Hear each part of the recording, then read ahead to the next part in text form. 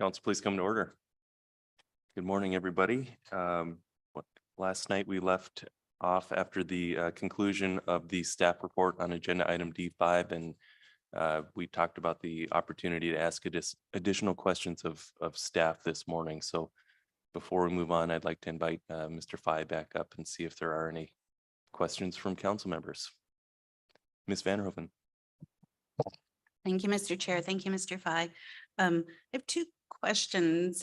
As I was thinking about it last night, I didn't quite follow, and I tried looking in the paper why the charter fleet was dropped from consideration in the paper.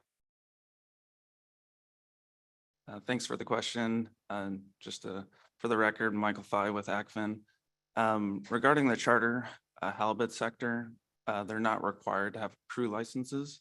The deckhands are considered licensed through the guide license on the halibut charter vessel. And the other aspect is the fishery is managed differently. So it would have to go through logbooks, which would be a little bit of a different process to try to pull in those vessels. But the main reason is that they're more considered deckhands than crew that are required to have crew licenses. Okay, I appreciate that clarification. And I guess it leads to another question I can talk to you offline about, they're not required to have licenses, excuse me, but neither are processors on catcher processor vessels. So I'm not totally clear on that inconsistency in my mind. But my second question was regarding processors, shoreside processors. Were they not included because we said fleets, not sectors? I went back and looked at the last big one I could think of that we had in the analysis. We've got information for this fleet, but not this fleet, and it would have been helpful. And that was the halibut ABM, and shoreside processor information was considered a missing gap there. Is that why they weren't included in this go around? Through the chair, thanks for the question.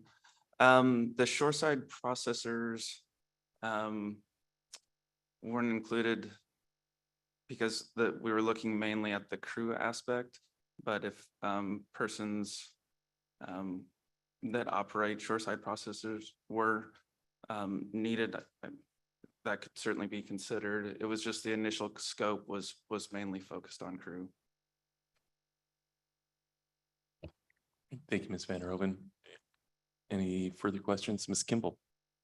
Thank you. Thank you, Mr. Fye.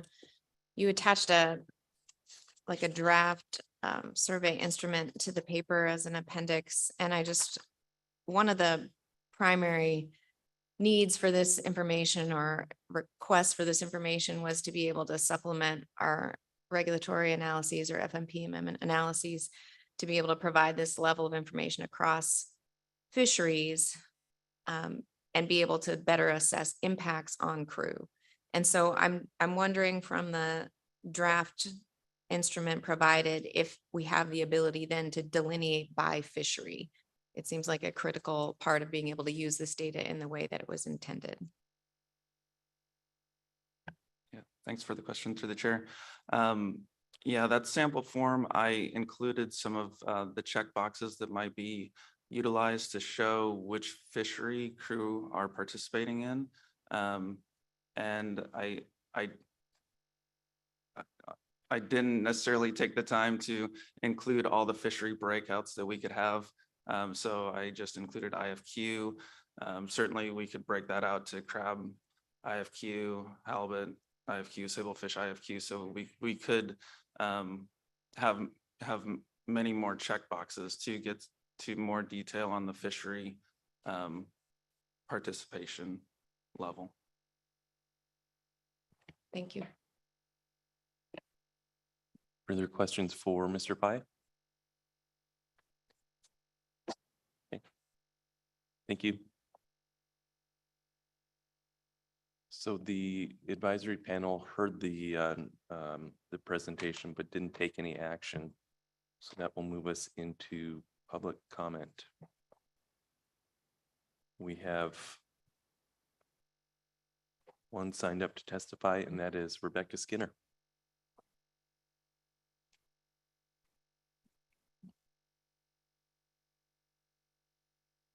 Good morning. Morning. Good morning, Rebecca Skinner with Alaska Whitefish Trawlers Association. AWTA is a Kodiak-based trade association comprising trawl harvesting vessels that operate primarily in the Gulf of Alaska. I am commenting on the universal data collection item, but I'm going to start by taking a step back. I attended the SSC meeting and workshop last week, and it is evident that impacts of climate change are being felt more and more in fishing communities and in the council process. As a result of changing fish stocks, the council will be faced with more difficult allocative decisions and will need robust economic and social data to inform those decisions. And just to be clear, I am including bycatch decisions as an allocative decision. As presented, the universal data collection approach falls short, and I think this item would benefit from taking a step back, thinking about why information is needed and how it will be used, and then developing the specific data requests. As it stands, the proposed universal data collection form looks like a shortened version of the Gulf EDR. It was funny to me to see Gulf of Alaska EDR in the purpose section on page 12. And the form as presented seems like a knee-jerk reaction to eliminating the Gulf EDR rather than a thoughtful approach to collecting useful data consistently across all fleets. I participated in the EDR discussion groups and recall that the Gulf EDR was originally developed quickly to get something in place before anticipated Gulf rationalization. And I don't think repeating that reactive approach on this universal data collection effort is useful. I do see value in collecting data consistently across fisheries, which can be used in robust social and economic analyses, particularly those related to allocative decisions. Currently, the collection, discussion, and analysis of social and economic data seems inconsistent and disjointed. For example, the Alaska Science Center produces an ASEPO report, but it is not clear how ASEPO is utilized in management. The council formed the SSPT, but it is not clear how work flows into the SSPT or how outputs from the SSPT are incorporated into council management. Council analyses include economic information in the analysis document itself and in SIA appendices, but it's not always clear how to compare economic impacts between fisheries, sectors, or communities. After talking to leadership from the Alaska Science Center, members of the SSC, and industry, I suggest the council pause on this issue and recommend formation of a working group that can inform what data would truly be useful in the council management process, as well as what can reasonably be collected. I further suggest that participants in the working group should include at minimum representatives from 1, the Alaska Science Center, 2, the council, 3, the SSC, and 4, industry. I'm happy to explain why I think this mix of participants is necessary if anyone wants to ask. And in closing, working with what I consider to be small trawlers in the Gulf of Alaska that are primarily family owned, we're definitely a small player in fisheries. We're dwarfed by the Bering Sea. We're not a super large organization. And ensuring that the council has good analysis of impacts of decisions that are going to impact us and having the visibility into what the council is looking at and how the analysis is conducted is really important. And I think I understand I'm going a little bit beyond the universal data collection form, but because this issue is very important and I just see it getting worse for the council, I wanted to highlight these concerns. That's all I have, and I'm happy to answer questions. Thank you, Ms. Skinner. Are there any questions? Ms. Baker. Thank you, Mr. Chair. Thank you, Ms. Skinner, for your testimony. So I would like to follow up on your suggestion for a working group and how you determine that the representatives you suggest would be the most constructive in doing what you described. Thanks. Thank you through the chair. So in conversations this week, particularly with the Alaska Science Center, I learned or was reminded that there's at least 3 different distinct groups of economists that contribute to council analyses. There's economists at the Alaska Science Center, there's economists at the regional office, there's economists on council staff, and then yesterday I learned there's another set of economists that contribute greatly through ACFIN. From conversations, it sounds like these just within the economists realm are perhaps there's opportunities for better collaboration. So I think it's important to have the Alaska Science Center involved because they've got people that are working on research and whatnot. And it would be very helpful if their work were aligned with more coordinated with what the council needs for management. I suggest a member of council because ultimately the council is using this information to make decisions. And I think it's important to have that perspective in the discussion. So somebody is there to say, when I'm making a decision, this is the information that I really use, or this is the information that would be really useful. I suggest the SSC because I do expect that these economic and social analyses are vetted by the SSC, just as the biological science is vetted by the SSC, so should the economic and social science be vetted. And I think what I've seen over the last couple of years, I'm going to call it a disconnect, although I guess it also looks like normal process with the SSC, even on the biological side. But I perceive there's a disconnect sometimes between the economic or social analyses that are being done. It gets to the SSC. The SSC usually doesn't spend quite as much time on the economic part as they do on the biological part. And that does concern me because especially in allocative decisions, I want the analyses to be very robust because you're talking about choosing winners and losers. And so it needs to be scientifically sound. And then industry, because industry is going to be the impacted group, both because of the outcome of the decision, the allocative decision, as well as having to fill out the form.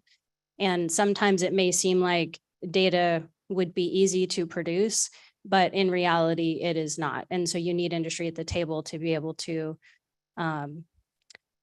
give feedback on how easy some of the data or how burdensome some of the data collection will be. Ms. Baker.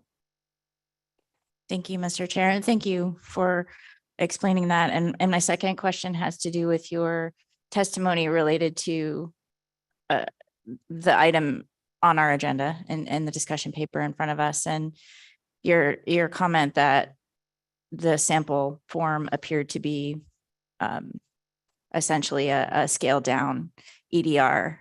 But I wanted, and that perhaps prompting your suggestion to step back and take a look. But I think the council was pretty clear in initiating or requesting this discussion paper that we recognize the challenges we've had with EDRs, and therefore we were trying to evaluate how we could move forward with very limited data collection. And for this particular paper, crew data and least cost collection were the 2 items that we homed in on. And in particular, crew data, the lack of, has consistently been identified as a problem since I've been working in fisheries. And so is there not, I guess I'll just ask you, is that not focused enough, and why the need to step back? Is it not better to sort of move incrementally and see if we can even get a simple data collection implemented?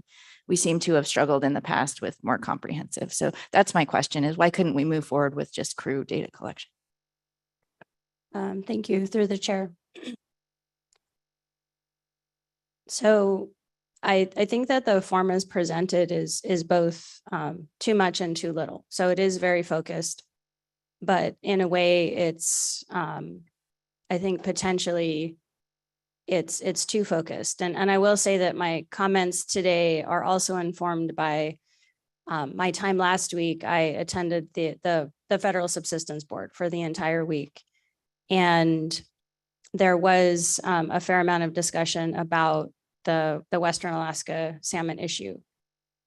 In participating in the Federal Subsistence Board process, they don't have any economists, they don't have that kind of bandwidth to do analysis, but they're discussing this issue. This issue is also being discussed at the Board of Fish, which as far as I can tell, doesn't do a lot of economic analysis about impacts either.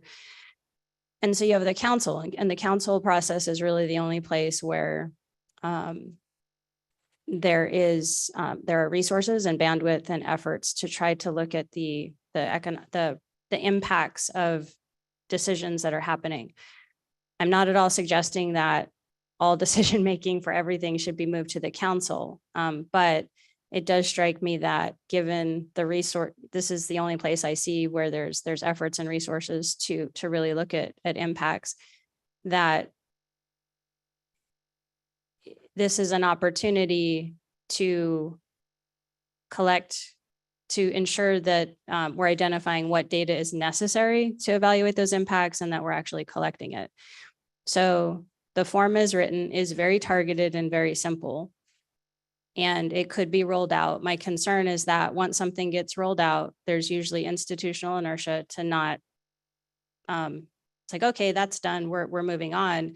Is there going to be real effort to either augment it, to look at it again? And have you missed a critical decision point where it would have made more sense to form this working group to really talk about and think about, what do we want to collect? Because as soon as you roll it out, it's in place. I guess my point in comparing it or pointing out the similarity to the Gulf EDR highlights my point. The Gulf EDR was already in place. It was eliminated, but now the new form very much reflects the existing EDR. So my concern is that if you continue forward with this, this is setting it's the starting point. And I'm concerned it's going to be really hard to move off of that starting point, and that the opportunity to collect the kind of data that would really be useful for the impact analyses is going to be lost or delayed. Ms. Kimball. Thank you. Thank you for your testimony. And around, comments that we're moving too fast, there was a full EDR analysis with purpose and need and alternatives that you're aware of, when we made very little change with the exception of removing the Gulf EDR. And then through SSC and comments from our folks, analysts that do social impact analysis, they kept highlighting this particular data component around crew that was critical for a group of fisheries participants for which we have very little information. And so that went through this process of a couple iterations of this discussion paper. I'm trying to just understand whether you just think a step back is to allow more public input and SSC input, not that you don't agree that this type of information is important to collect. But we have been going through a process, if you count the EDR analysis, for a few years, and have come to kind of one component that we could clearly say is missing and important. So I want to hear more about the need for a step back after having gone through that process. Thank you, through the chair. So to take, I guess, the easy answer to part of your question, I do agree that at least some of the information in the current form would be useful.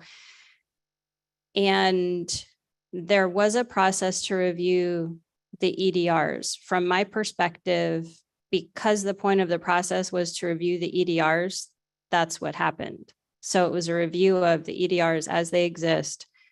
From where I was sitting, and granted, I wasn't part of the scientific bodies and the people that were probably having a lot more behind the scenes discussion. From my perspective, I didn't hear a lot of the take a step back, higher level kind of discussion that I am suggesting, because it started out focused on the EDRs, and that's what it focused on. Going to my point about being on the outside and not seeing what's going on the inside, that's important, because if the public and the stakeholders don't understand the conversations that are happening, particularly around this kind of information, when you're talking about allocative decisions, that's a big deal. So the fact that I didn't even, I feel like, from conversations yesterday, learning there was this other economic and analyst body that was doing a lot of council work, my reaction was, I've been talking to the wrong people, because I've been talking to some economists in the council process, but had not talked to these other people that apparently are producing a lot of reports or analyses. And that concerns me, because again, when the process, when it's an allocative decision that's picking winners and losers, if I have input or questions as somebody on the outside, it's very important to me to know, who am I supposed to talk to about this?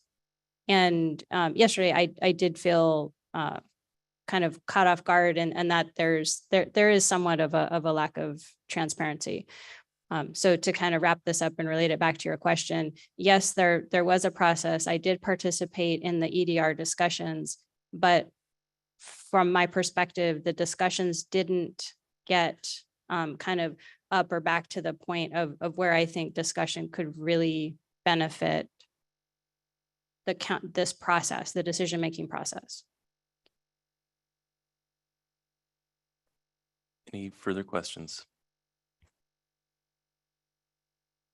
Thank you, Ms. Skinner. Okay, that concludes public comment. We don't have any required action. Ms. Kimball? I do have a motion.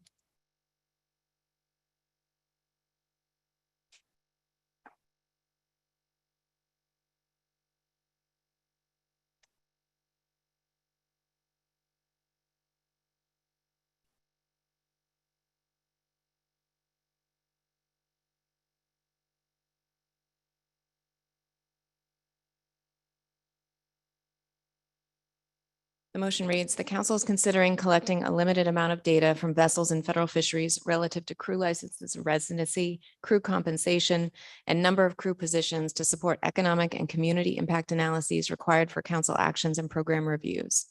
The proposed collection mechanism is intended to remain simple and provide usable data by fishery across all commercial sectors, while minimizing reporting burden and cost to fisheries participants and NIMS.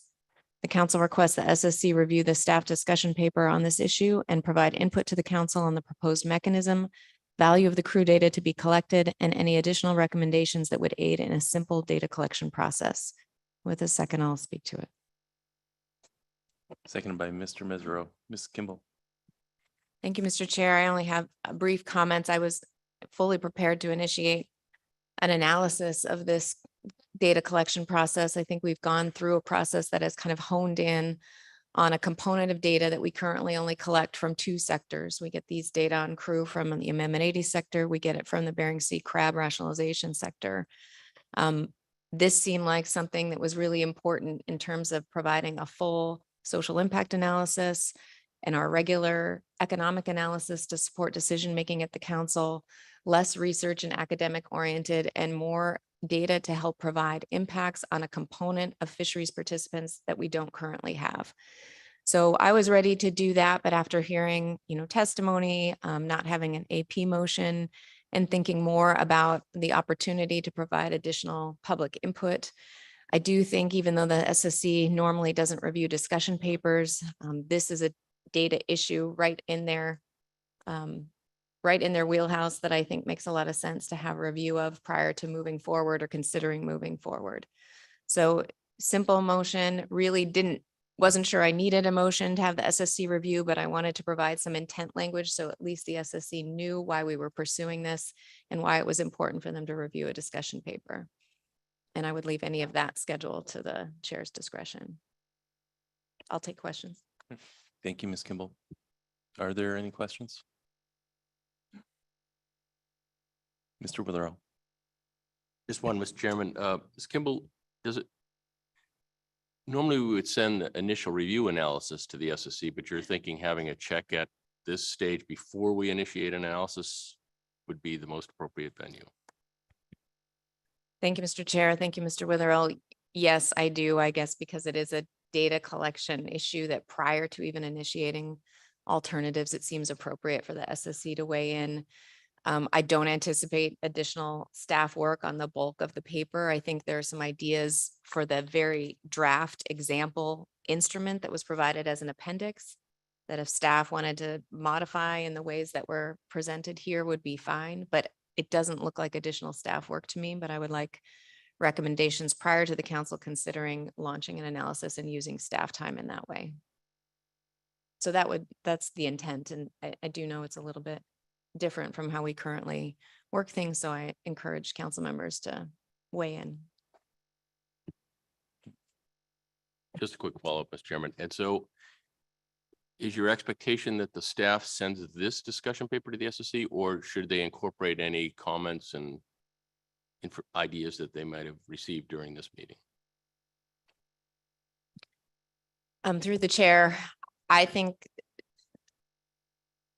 I would be fine sending this discussion paper. I don't think the council provided any comments or input that would radically change this, but I also don't want to lock in the staff if they would like to modify the draft survey instrument in a way through hearing council discussion as a better example for the SSC. I think that would be fine and not outside of the council's direction.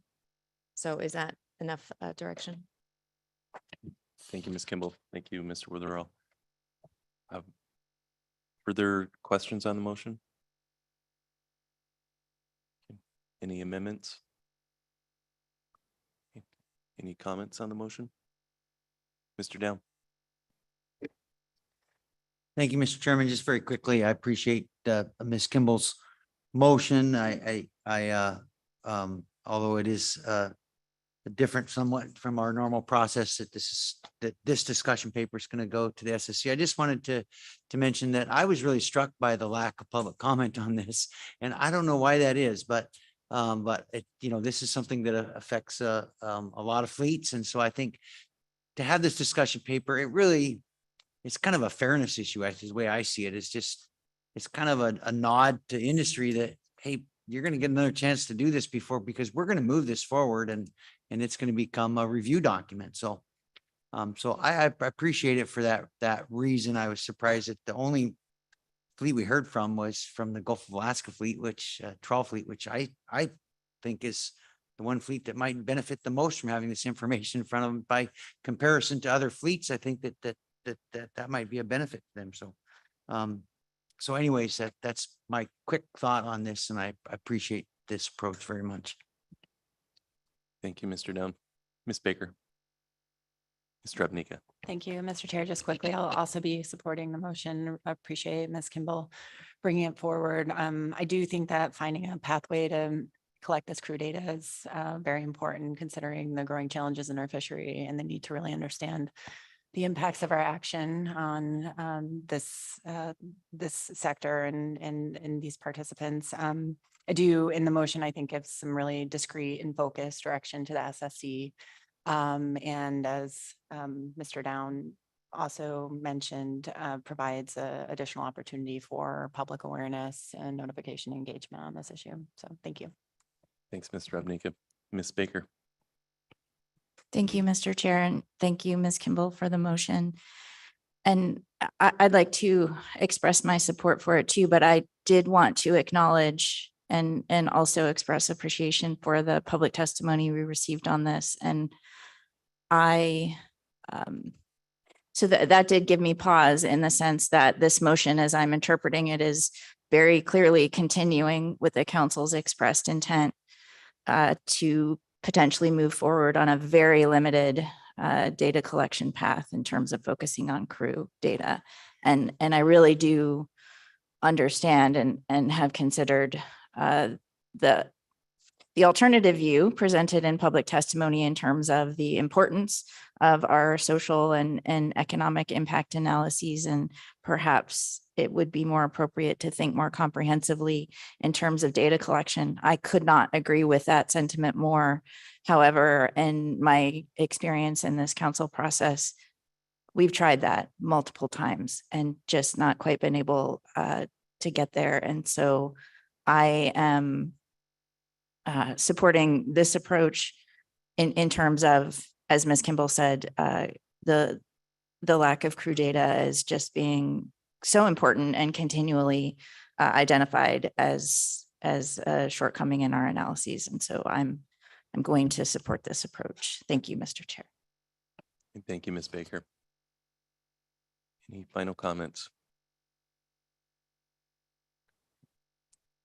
All right, we can go to a vote. Is there any opposition to the motion? The motion passes unanimously. Thank you, Ms. Kimball. And thanks, Ms. Skinner, for the testimony, and of course, Mr. Fye, for all your work on this. There's nothing else. We can move into staff tasking. Mr. Witherell. Thank you, Mr. Chairman. I'm going to walk through the action memo for E1, and you might want to follow along. But before I start, I just want to alert the council to remind you of the items that came up during the discussion this week. And I have only two listed on my sheet. First is Ms. Baker indicated that she would like to discuss when it's appropriate to take initial review and final action in a single meeting. And secondly, Mr. Twite talked about perhaps discussing the nomination process for FMAC appointments. So those are the two things I had. So starting with the action memo. Mr. Oh, you have a Mr. Witherell, question? sorry, Mr. Dwight. Thanks, Mr. Chair. I don't know if we need any additional discussion about next steps for the SSC workshop. And sort of translating that into then a discussion, a conversation with the council about that, how to structure that. Thank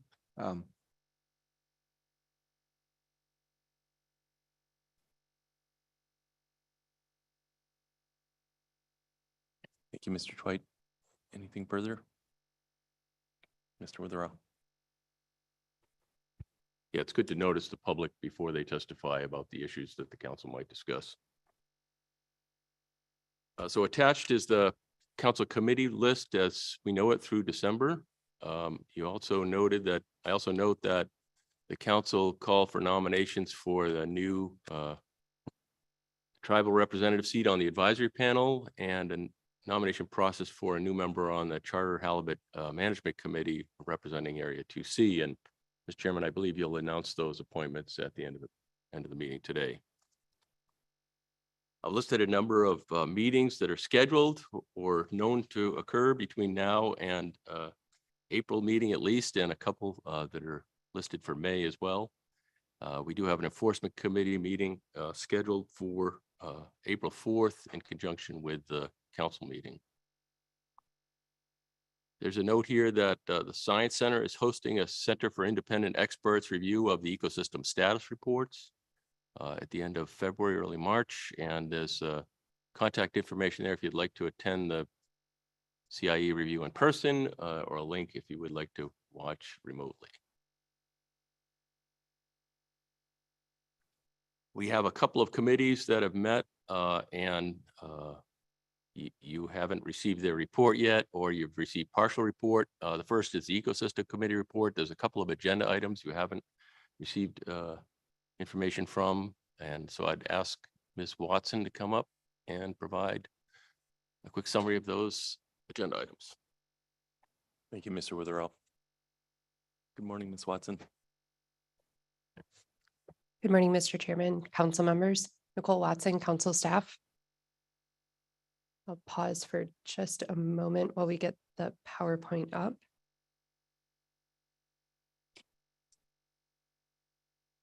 So up until now, you have heard two portions of the report earlier in our agenda items.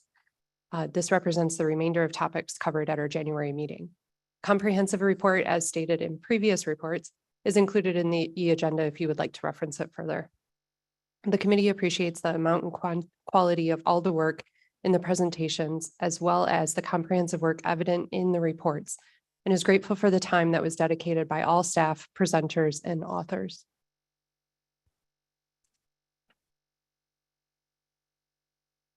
So I'll start with the Gulf of Alaska Fishery Ecosystem Plan.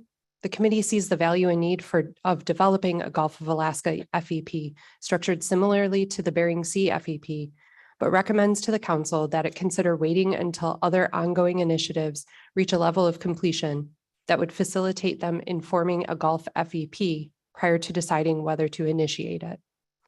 To balance the urgency of initiating work in the Gulf with understanding the availability of staff and information, the committee would like to revisit this discussion at a later meeting and does plan to do so. We also had a presentation from the Climate Change Task Force. And similarly, as in October, the committee recommends that the task force continue to lead the council's consideration of adjustments to increase climate resiliency and supports the task force development of a diverse climate adaptability and resiliency toolbox and the spring 2023 workshop.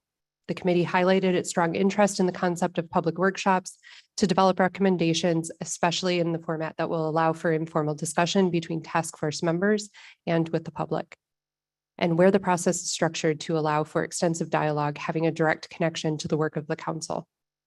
The committee recommends the council continue to support the work of the CCTF.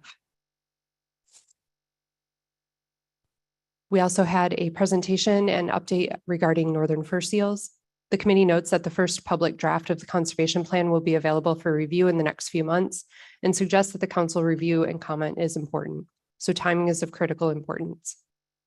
The committee recommends that the agency schedule the public comment period for the conservation plan to overlap with an upcoming council meeting, and that the council should receive a presentation and submit a comment letter, noting that the letter could describe the need for funding and other resources to accomplish the plan's goals.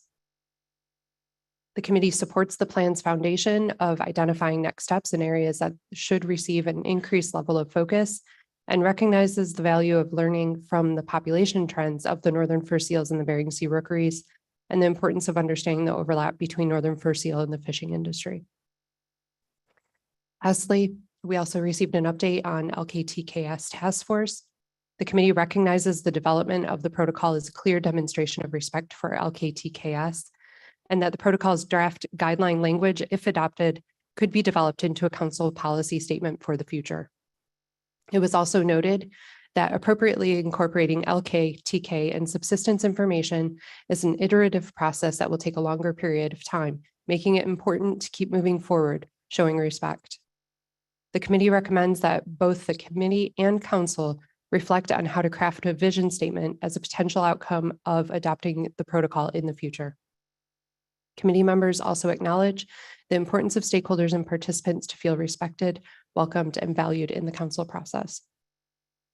As far as scheduling goes, we are tentatively planning to have our next meeting in coordination with the April council meeting. Thank you. Thank you, Ms. Watson. Mr. Dwight, would you like to add anything?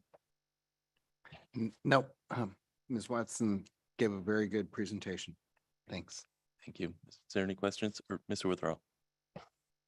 Thank you, Mr. Chair. Ms. Watson, I might have missed it, but was there an indication from the agency of when the fur seal conservation plan comment period might occur? I'm trying to plan for future council meetings.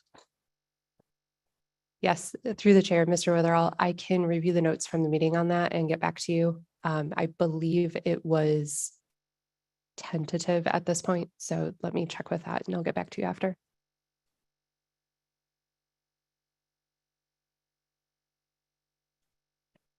Any additional questions? Mr. Dwight? Well, maybe I'll just add on that the committee recognized the schedule is still tentative, but thought it might be worthwhile for the council to at least informally voice its interest in ensuring that the council, that the length of the public comment period would be determined in order to allow the council to actually comment as a body on the conservation plan.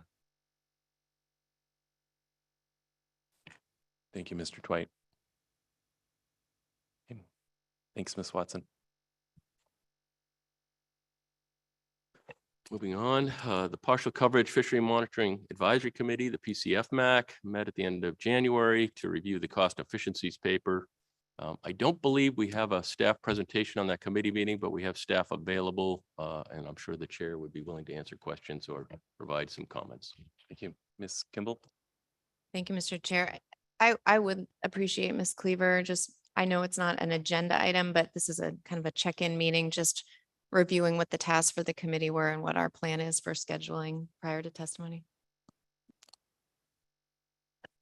Thank you, Mr. Chairman. For the record, Sarah Cleaver, council staff.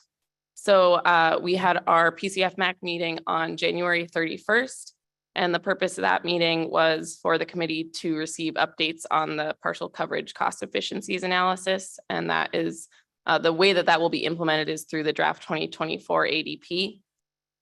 Just some highlights from the meeting. So we received an update from the NPFMC analytical staff that's working on that analysis. And the committee wasn't provided budget scenarios, which it had been asking for at the previous meeting, or coverage rates, or an evaluation of the monitoring deployment designs, which would help evaluate the proposed metrics at that meeting. But the analytical team is planning to provide evaluation of most of the monitoring and deployment designs that they're proposing to the FMAC in May, and then the council will receive a presentation from them in June, unless there are some designs that they realize become untenable as the analysis progresses.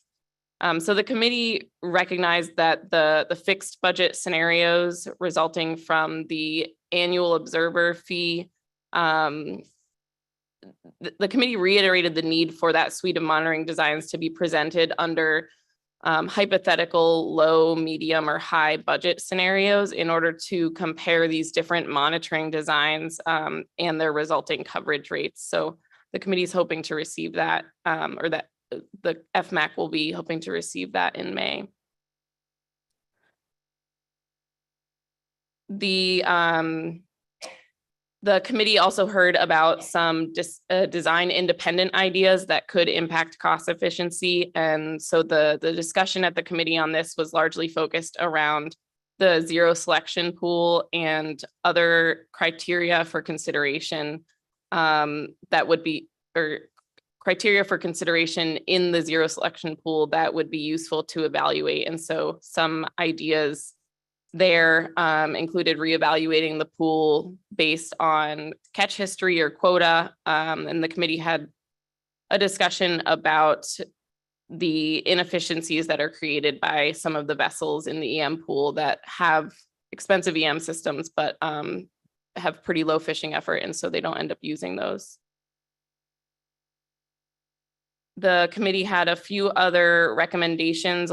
Several of them were reiterating previous recommendations that had been picked up on by the council as well. And those are detailed in the report, which is attached to your e-agenda. And just for timeline's sake, to provide you with what our future scheduling is. So the next observer related meeting is the FMAC, and typically the ADP or the cost efficiencies analysis would not be included on the agenda at that FMAC meeting, since it's usually just covered in the PCFMAC meeting. But this year, that meeting will provide an opportunity for the FMAC and then the council on their June agenda to see the evaluation of each proposed sampling design. The committee will be able to provide recommendations on any adjustments to the final suite of monitoring designs, but the analytical staff has made it clear that there won't be sufficient time to analyze any major changes to the sampling designs after the June meeting. So we will be hearing a lot of that at the June meeting, and hopefully the council can weigh in then. The draft 2024 ADP with the draft coverage rates will be available at the PCFMAC September meeting, and then for the council subsequently in October. And then the final design for the 2024 ADP will be recommended for implementation at those meetings, the PCF MAC in September, council in October, and then the final ADP will be available prior to the December council meeting, as it typically is. I'm happy to answer any questions. Thank you, Ms. Cleaver. Any questions? Ms. Kimball? No questions, Mr. Chair. Thank you. Thank you, Ms. Cleaver, for that. Just pointing the council to page 2 of the PCF MAC, that committee report that lists the allocation schemes that are being contemplated in the cost efficiencies analysis, and reiterating Ms. Cleaver's statements that we wouldn't be seeing a cost efficiency analysis like you would see our regular analysis. That's going to be wrapped up into our 2024 annual deployment plan. So that will be the vehicle that has the cost efficiencies analysis in it. And she outlined the various steps that both the partial coverage committee and the full FMAC will have to weigh in on those, and then the council's regular schedule to look at that ADP. So the committee just does a lot of work on the side. These check-in meetings are still a full day of committee time. They've provided a lot of excellent recommendations in the report. I just wanted to notice the council of that because it's not an agenda item nor needs a motion in my mind, because the agency is taking those recommendations to heart as they move forward. That was part of the process. So thanks for your attention to this. It's something that the council continually is interested in, getting more cost-efficient program, but without a full agenda item at this meeting. I wanted to make sure people knew progress was happening. Thank you very much, Ms. Kimball. Appreciate you doing that. And thank you, Ms. Cleaver. Mr. Witherell. Moving on, there are 2 other council advisory groups that have met since the December meeting. And so we've got a short status report here on both of those. Again, not full reports. The Salmon Bycatch Committee has met at the council office on January 25th, and they'll be meeting again in Anchorage with a hybrid meeting on March 20th and 21st. We've been shopping around for locations for that one. We were concerned that we might not have enough space in the council office suite for all the public that might attend in person. And so I think, finally found a place in Anchorage that offers the internet speed we need and the room. So we'll be announcing that in our newsletter. You'll hear the full report from the Salmon Bycatch Committee in April. I'm going to stop there just to see if the chairs want to comment at all on or add anything. Mr. Mesereau. Thank you, Mr. Chairman, and I hope you don't have us have our meeting at a ice skating rink or a bowling alley, Mr. Witherell.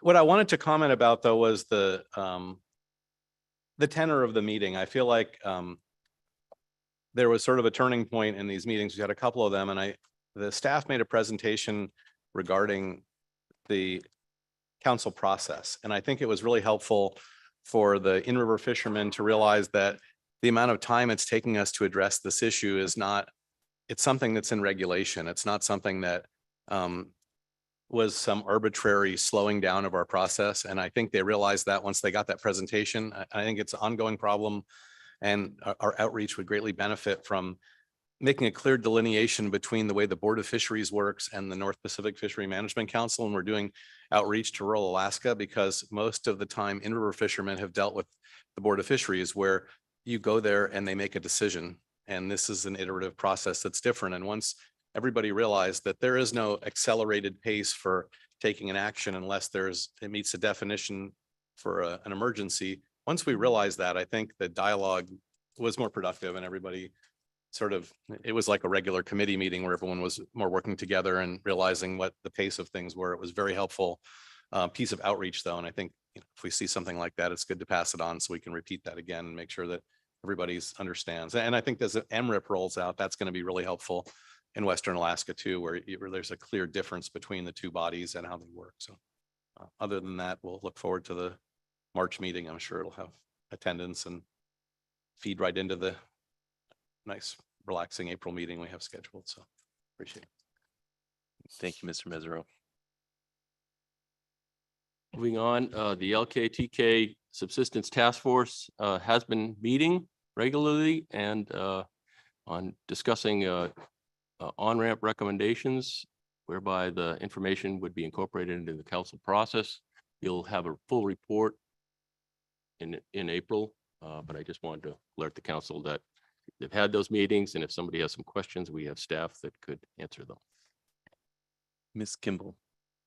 Thank you, Mr. Witherell. I do have a question about that. We've seen the protocol. Is the action for the council in April to approve the final protocol, or is there some other step that we have on our agenda for April? I believe that's the case, but I'm going to call Dr. Hoppeloff to answer your question. Good morning, Dr. Hopla. Good morning. Thank you through the chair. Ms. Kimball, at this point in time, the intention of the task force is to bring forward a finalized protocol and finalized on-ramp recommendations for LKTKS information into the council's decision-making process. At the last 2 meetings of the task force, we have discussed the idea that rather than asking the council to adopt those 2 documents in April, to release those 2 documents for an extended public review period to allow the public and the council 2 opportunities to review those documents and an extended opportunity for input.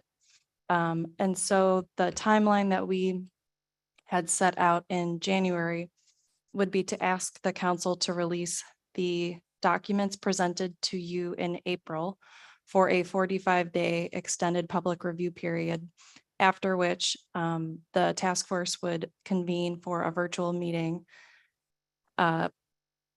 per the direction of the council to review any potential comments or major substantive edits that maybe were different than what the group had a conversation throughout its work timeline, and then present the finalized products as well as a report on that extended public comment period to the council in October. So we would be looking for the council to make a determination on whether it wants to adopt the products in October. So it's a bit more iterative. Ms. Kimball.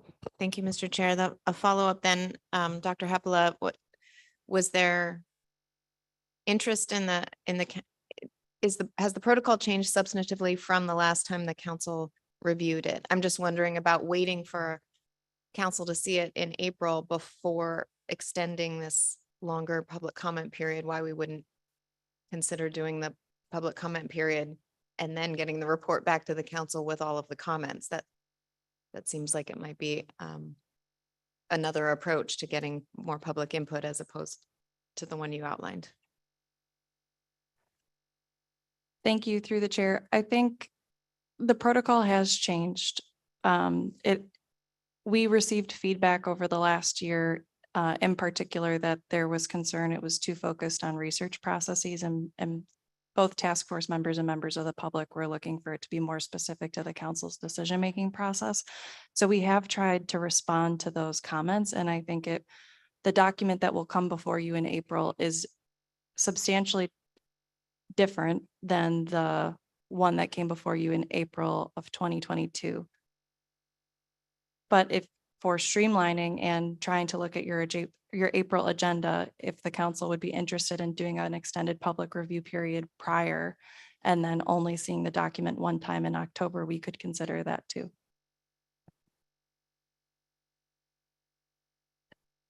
Mr. Twite. Thanks, Mr. Chair, and thanks, Dr. Hoppola. The Ecosystem Committee thought it might add value to the task force's work and to the council process if the task force were to suggest a vision statement for the council to adopt concerning the value of LKTK and S in the council process, just a more generic statement. I don't think the task force has had an opportunity to discuss that, but I'm wondering if the task force co-chairs have any thoughts they would want to offer on that at this point. Sure. Thank you through the chair, Mr. Twite, for the question.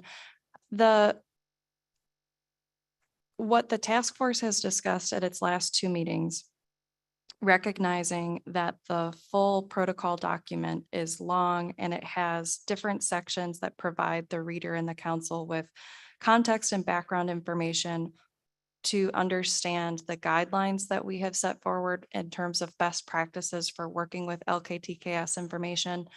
The idea the task force has is to take those guidelines, and should the council choose to adopt the protocol, those guidelines as the primary protocol content for how to identify, analyze, and incorporate LKTKS information into the council's decision-making process would then form a policy statement as well as a vision statement, very much similar to the council's ecosystem vision statement in terms of setting out what it is that the council is committed to and intends to aspire its work to, which is a much more condensed version than the entire protocol itself.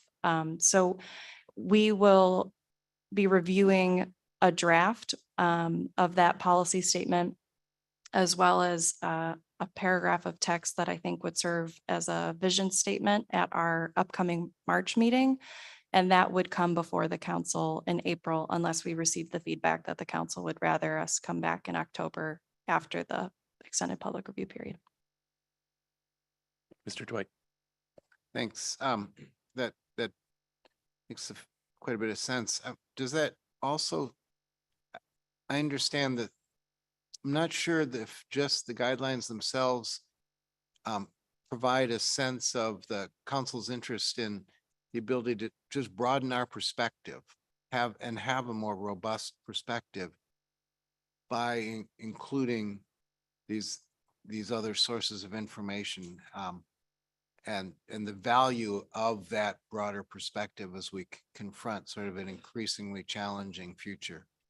Do you think that also gets wrapped up in, it would be picked up in that sort of distillation of the guidelines that you were speaking of? Thank you through the chair. I do remember some of the feedback we received from the ecosystem committee, and I think that will be in the distillation in terms of the vision statement. And if I recall, there was some interest from the ecosystem committee and its membership to have a more clear articulation within the document of the task force's ideas for how the council's process would change, exactly as you're mentioning, Mr. Dwight, in terms of the protocol being a demonstration of respect, and the council's process becoming potentially more inclusive over time if adopting it.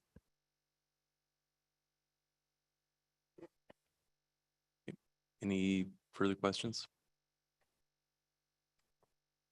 Thank you, Dr. Hopla. Mr. Willero. Thank you, Mr. Chairman.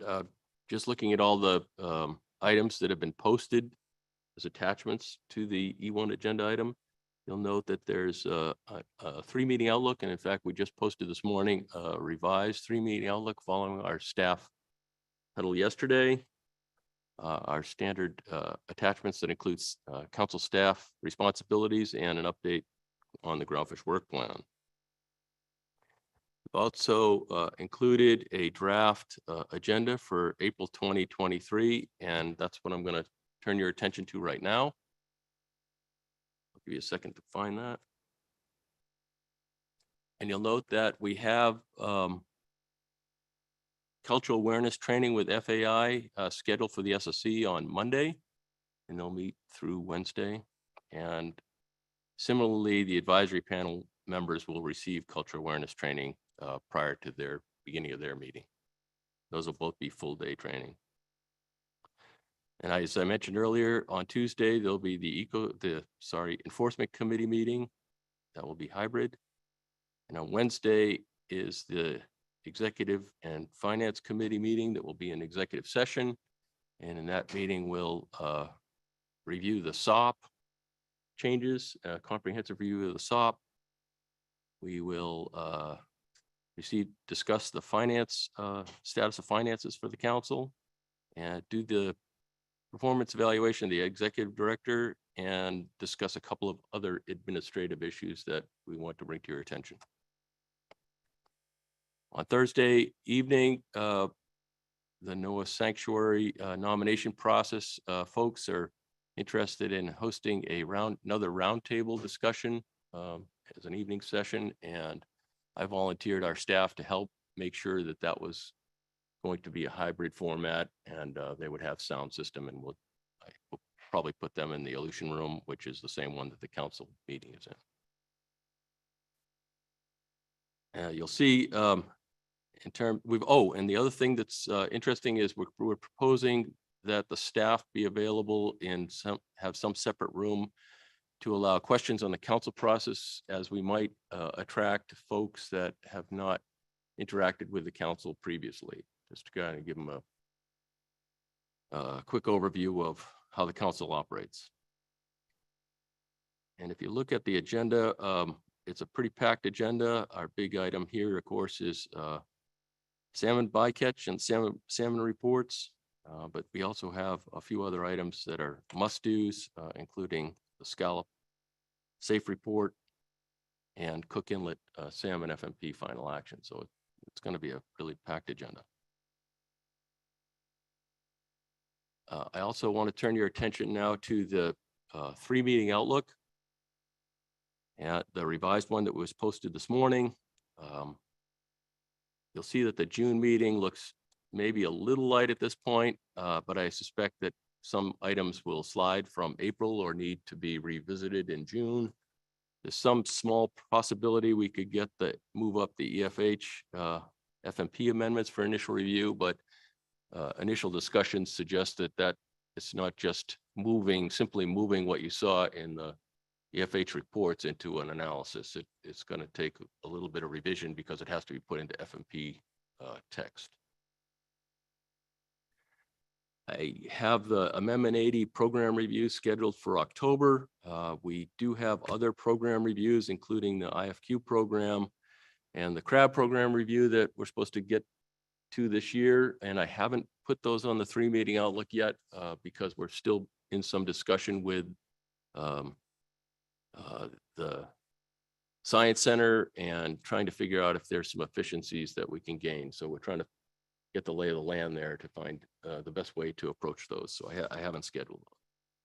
There are some other items in the batter's box that you might see. We still have the CSP revised allocations analysis that I think we'll discuss here in a few minutes. We've got various allocation reviews that are required under the NIFS policy directive. And I haven't really talked about those yet, but one of the last items that Mr. McCracken is going to be working on between now and April is trying to bring back maybe some thoughts on how we can approach those in a way that takes less time for council staff and makes it more efficient. So that's all I have on the 3-meeting outlook. I'll stop here and see if there are any questions before we move on. Ms. Drobnica. Thank you, Mr. Chair. Just quickly, Mr. Witherall. So I realize that you're still coordinating on the crab plan team or the crab review and trying to figure out whether or not there are some efficiencies to be had. So do we still anticipate that being scheduled for 2023, however? Or is it unclear at this point? The program reviews are required by Magnuson Act. And so we have to make at least some progress on them during the required timelines. And so at a minimum, I would anticipate having a work plan for that program review by the end of the year, but I can't tell you at this point when it will be completed. Ms. Kimball. I'm looking at thank you, Mr. Chair, on the April agenda, and one of the first items would be the SSC workshop report. And I felt like we've heard pretty clearly what a stretch that would be for SSC chairs and Dr. Foy the requirements to put that report together. I didn't know if there was any flexibility in not requiring that report in April if they need more time. It's an important topic, and I feel like one of our main tenets from the last couple of meetings has been trying to manage SSC workload. Yeah, thank you, Mr. Chairman, Ms. Kimball. we sense that there was some interest by some council members to have that report sooner rather than later. And our staff did serve as rapid tours for the SSC workshop. And I don't know if we've had more than just preliminary discussions with the SSC leadership to see if we can get that done for April. But I know that there was interest from the council. Whether or not that's achievable, we'll see. And if not, we can certainly pick that up in June. Thank you. And I know it's before public comment, but I am just putting that out there as a potential, just for one opinion, that be tentative based on their workload for April and the large meeting that we have agenda in front of us. Anyway, that's my suggestion.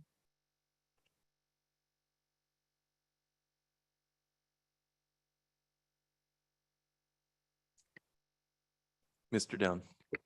Yeah, I had the same thoughts on the workshop, and after we'd met, I'd followed through and had conversations with both the SSC chair, chair and Dr. Foy, and but rather than characterize those conversations, just what we heard at the table in public comment was that they were pretty concerned about this schedule that you know, we're clearly, they were very clear that in that issue that this would be some kind of a truncated report. They're not going to be able to do a very good job. I mean, that's the bottom line here, I think. So I'd be interested in hearing from the council members that you mentioned, Mr. Witherall, that felt otherwise, because I haven't heard that position being articulated, why it's important for April. Mr. Dwight. Thanks, Mr. Chair. I think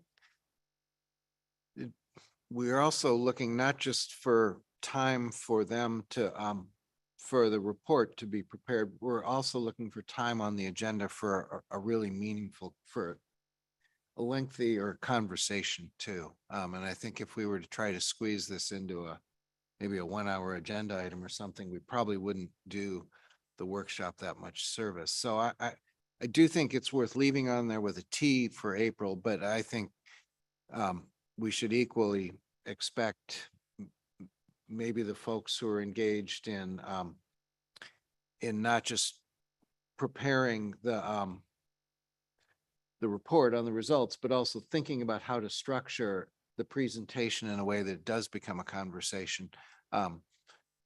Leave room for them to suggest whether they think that fits better in June rather than in April too.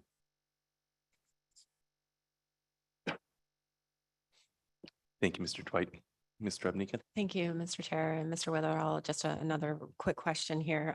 I anticipate we'll get some public testimony on this, but there was a lot of discussion about the timing in the Area 4 vessel use cap issue. And I see that there's a tentative date in the batter's box for 2026. Wondering if that was just a placeholder or if there was previous council discussion on this. It may have been before, a little bit before my time. Thanks. Good question, Mr. Chairman, Mr. Abnika. Yeah, that was a reminder to staff that we needed to get that done at the latest. And so we put a year in, and maybe we should make that more clear in our 3-meeting outlook, that if we were to go beyond that date, we wouldn't be able to implement any changes in time for the deadline. All right, thank you, Mr. Witherall. Mr. Dwight. It may be worth considering having the EFH FMP amendments be initial/final review. I don't know if they're ready for any kind of early staff recommendation on that at this point, but I think that's one way of helping with our October, December agendas. Mr. Witherall.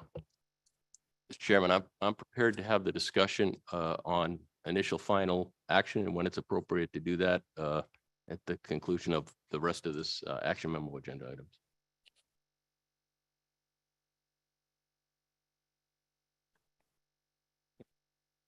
Mr. Kurland. Thanks, Mr. Chair. I'm not sure if this is the right time to bring this up, but for the April agenda for the Cook Inlet salmon final review, I'm reminded that the SSC will need to look at parts of that as well. So I just want to flag that for Mr. Witherall.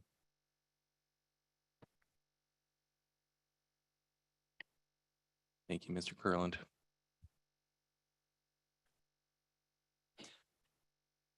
Thank you, Mr. Carlin. I put that on my notes with the double star on it.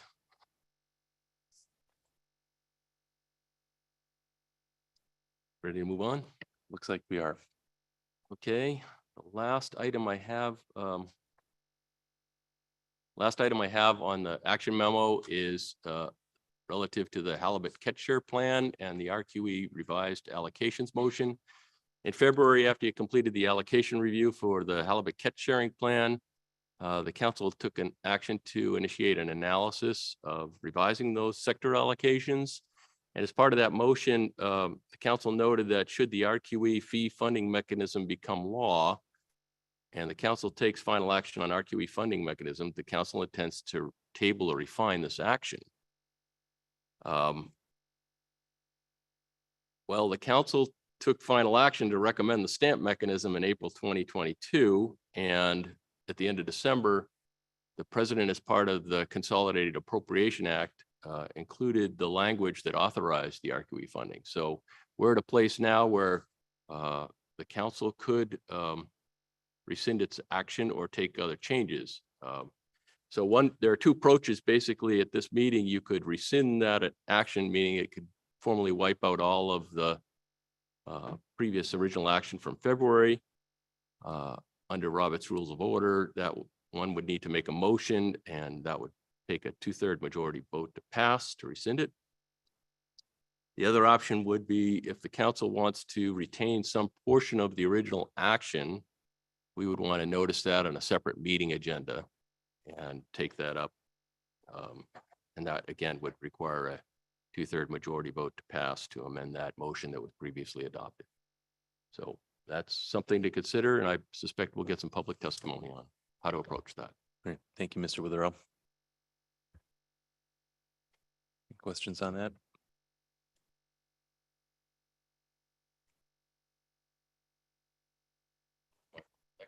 That concludes my report, Mr. Chairman. Thank you, Mr. Witherell. Any final questions on the staff report?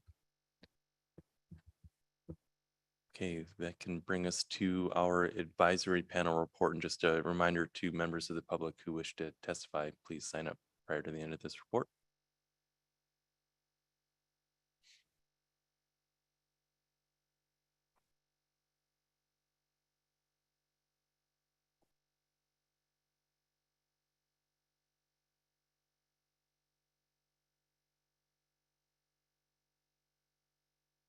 Good morning again, Mr. Ritchie and Mr. Wilkins.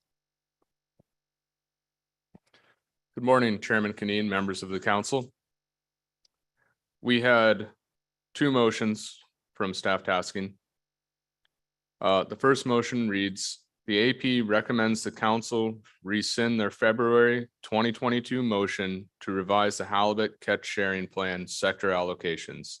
That motion passed 14-0.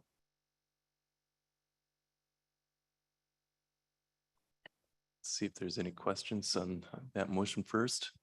Mr. Mesereau. Thank you, Mr. Chairman. Thank you, Mr. Ritchie. Was there any public testimony from either members of the charter industry or the longline sector regarding this issue? We had testimony from Linda Bankin. Okay, thank you. Any further questions? Okay, second motion.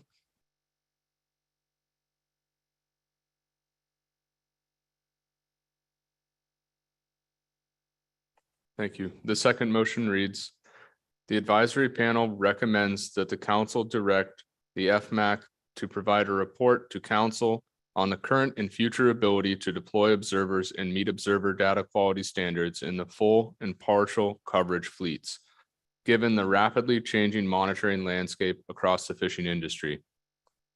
The report shall be provided following the FMAC's next scheduled committee meeting.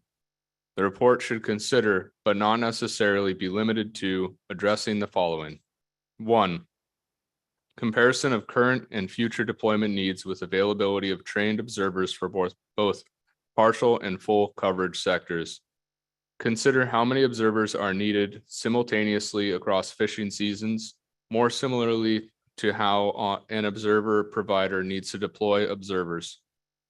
Compare the total number of distinct qualified observers and newly qualified observers that has traditionally been used with the above number of observers needed seasonally at each experience level.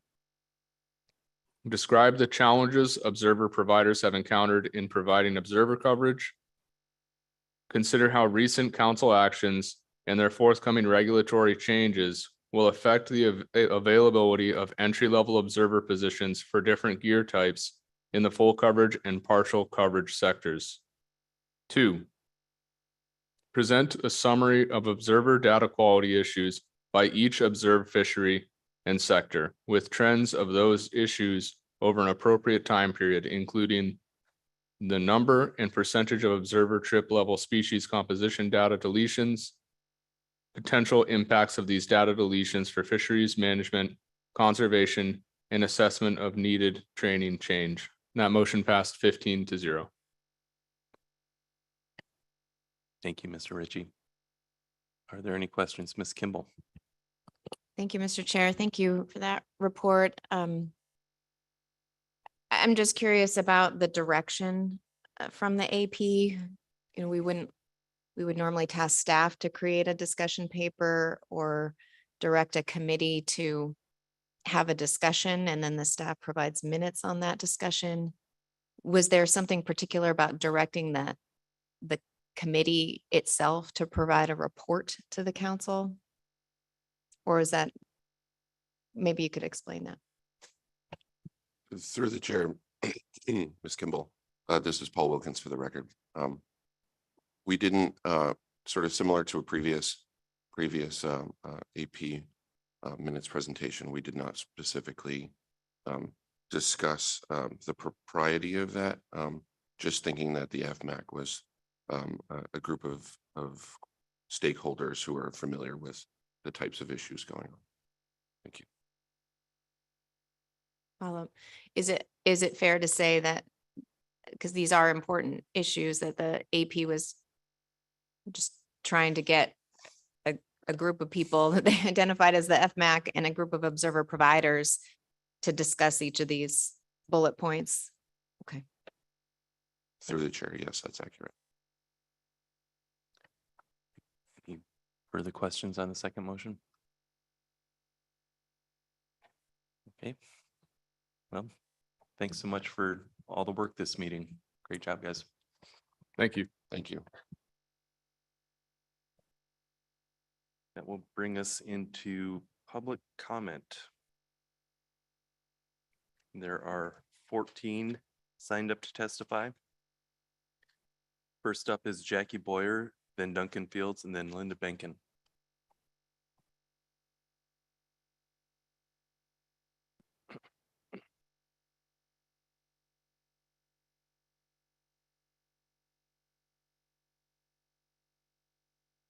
Good morning. Yeah. Good morning, Mr. Chairman and members of the council. For the record, my name is Jackie Boyer, or my Yupik name is Akanajak. My grandma gave me her name and she told me it means beautiful lady. But as I studied the language more, it actually means old lady. But culturally speaking, different heritages base their given names on the actual people, not the meaning of the name. Like my auntie named right arm after her auntie right arm. First, thank you for serving in this capacity at the North Pacific. I'm very new to this process, but I see how much time and effort goes into this complex and multifaceted system. For context to my comments, while I'm pretty brand new to this process, I'm not new to policy work and public testimony. And this process has been one of the most unique ways I have engaged in terms of comments, almost having to pass a test to be heard or valued. I had interest in testifying on EFH and a few other agenda items, but after hearing this process and the questioning of others who are more knowledgeable, I didn't feel quite comfortable. I'm not a scientist or lawyer, and North Pacific and fish work is one of the many hats I wear at my job and in my community, but I care about continued stewardship. However, it has become clear over the meetings that my testimony isn't really valid unless I have the science, law, or process background, not my experience as an Indigenous person with over 10,000 years of traditional knowledge passed on, or direct subsistence knowledge, or care for our waters and fish that we rely on for sustenance, cultural continuation, and deep spiritual connection. Through this process, I wanted to call elders and ask them to share their direct knowledge watching the changes over the years in essential fish habitat. But after hearing how the council questions and within the larger Western culture that dominates this process, I didn't want to expose them to a perceived hostile environment where their expertise will be called into question, especially when we in the Native community uphold our elders with the most respect. Nija Luton, respect your elders, was the first words taught to me by my family and in many other families. Public testimony spaces where elders can and do freely testify in decision-making spaces need to be upheld. There's also the larger context of cultural differences and historic trauma that elders have faced with governing bodies. For example, I've had to go with my grandma to every single appointment she's had to alleviate any fears that exist with dealing with bureaucracy that she doesn't know. Elder knowledge not being present is not acceptable, considering the work and impacts of this process. While we understand this process is open, it is not welcoming or engageable for all stakeholders. An example in the few times where we recommended people to testify, it was encouraged to select no questions, much like I did now, but can talk offline, in order to prevent any concerning questioning that can be harmful to testifiers, which is also rare in other spaces. However, that removes the option for meaningful dialogue that could have occurred if in a positive light.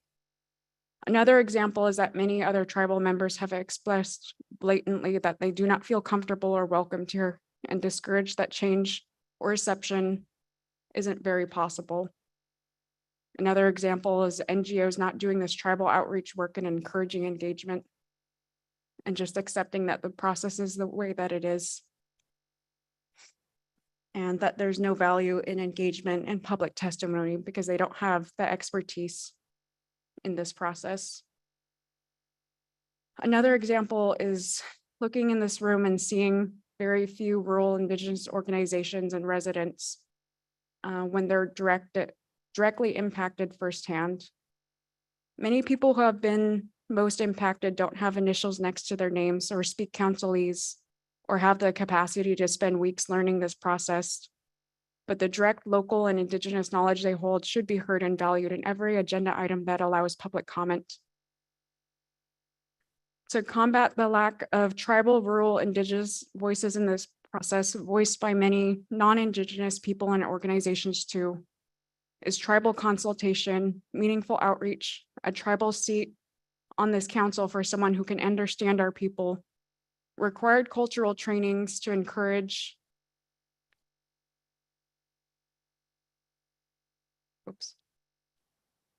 to understand differences in huge stakeholders who aren't currently present. And we highly encourage you all to attend the next cultural training.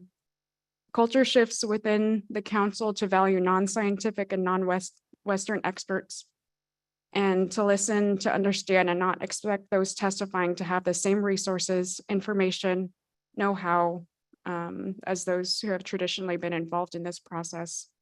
And examining similar processes like the Western Pacific to not perpetuate cycles of gaps in representation and building inclusion in the future for a holistic approach to decision-making. I want to stress that I look at all of you and I don't see anyone who's lived my life experiences. Someone who shares my culture, who is a tribal member, who speaks my language, much like I don't speak North Pacific. And having someone on this council who'll take our concerns and understand them will completely shift the future of this culture and leveling out equity and engagement from the Alaska Native community in a process that deeply impacts our waves of life. Decisions cannot be made that impact us without us. We are here to partner and support engagement in this process in a meaningful way. for those impacted to be heard.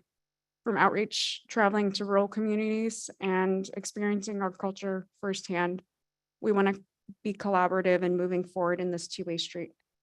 Guyana, thank you, Chuck. Guyana, thank you for listening. Thank you very much for your testimony this morning, Ms. Boyer. We really, really appreciate it. Okay, next up is Duncan Fields.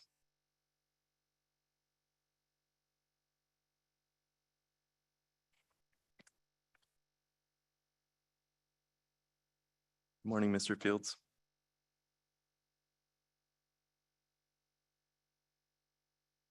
Good morning, Mr. Chair, members of the council. I'm Duncan Fields. I work with the Old Harbor Native Corporation, Uzinki Native Corporation, the Little Tribe of Old Harbor, and the native village of Uzinki. I'd just like to bring the council back to a discussion we had under the B reports with regard to better bycatch utilization. I would again request that the council consider a white paper on this topic in response to the governor's bycatch task force recommendations. In my initial testimony, I talked about white paper as a pilot program or pilot project. Subsequent conversations with you as a council and others have suggested an exempted fishing permit. I think both should be explored. I don't have a bias towards one or the other. I think in this context, the exempted fishing permit may be a little more difficult in that that's generally generated by the industry itself. And there's some economic incentive built into the EFP. And I'm not sure how that would fit into the ideas about how to better utilize bycatch, but that's what a white paper would help us work out. Also, one of the great things about this process is as you talk about issues, various folks in the room and stakeholders engage. And in response to a number of the council questions, I visited with the Processors Amendment 80 fleet, trawlers in the Gulf and others. And a lot of goodwill was expressed or desire to move forward in this issue. I think there's widespread recognition in the industry that we need to do better throwing away and reduce the discarding of dead fish. Of course, the devil's in the details. And again, that's what a white paper would inform us all about in terms of what could be a path forward or a step forward. I think that, excuse me, Mr. Chairman, but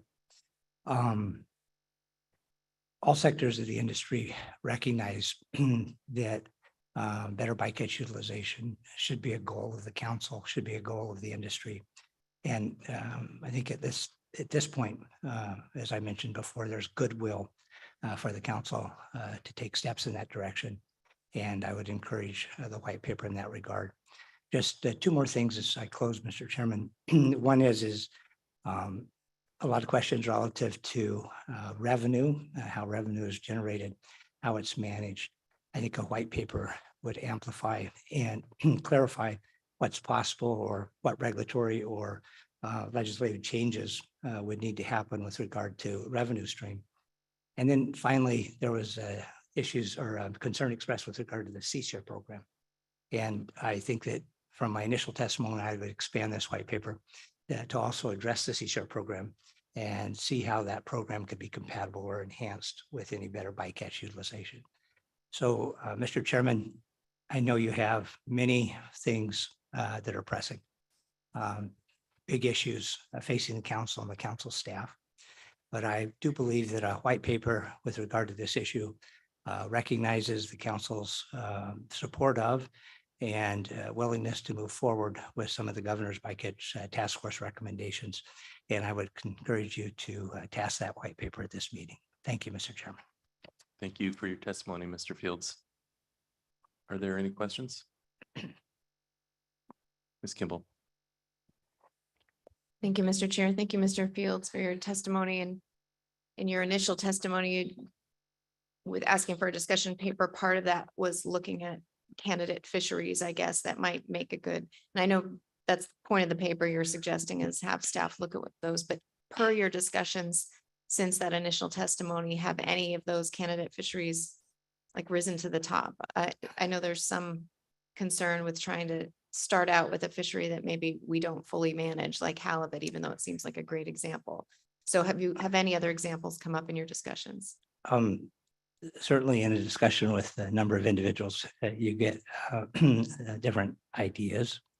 Currently, there's very little flatfish fishing in the Gulf. The thought is we could structure something so that when that fishery became economically viable and was prosecuted, that the bycatch utilization standards or recommendations or guidelines or EFP would already be in place. Species, wide discussion with regard to species, and something I didn't mention but should have is that there's regulatory changes, as you know, and as we've discussed here this week with regard to observers and observer coverage. And that may alleviate or mitigate some of the discard or waste of pollock, particularly in the pollock fishery. And so there's optimism that we already have some regulatory changes in process that could mitigate, at least with regard to pollock discards. So yes, some people have mentioned that halibut is a little more pragmatic or problematic, but it's also perhaps the species that's most often used to illustrate the need for better bycatch utilization. And so I think a white paper would need to address the issues regarding halibut and as well as cod or black cod, rockfish. Rockfish was another species, particularly in the fall fishery and the flatfish fishery that was mentioned as a possible opportunity. So in answer to your question, Ms. Kimball, there's a lot of expertise in the room, much of which I don't have in terms of hands-on knowledge, but a white paper should be able to access that expertise and provide to the council in a concise summary relative to council decision-making about species. Thank you. Mr. Down.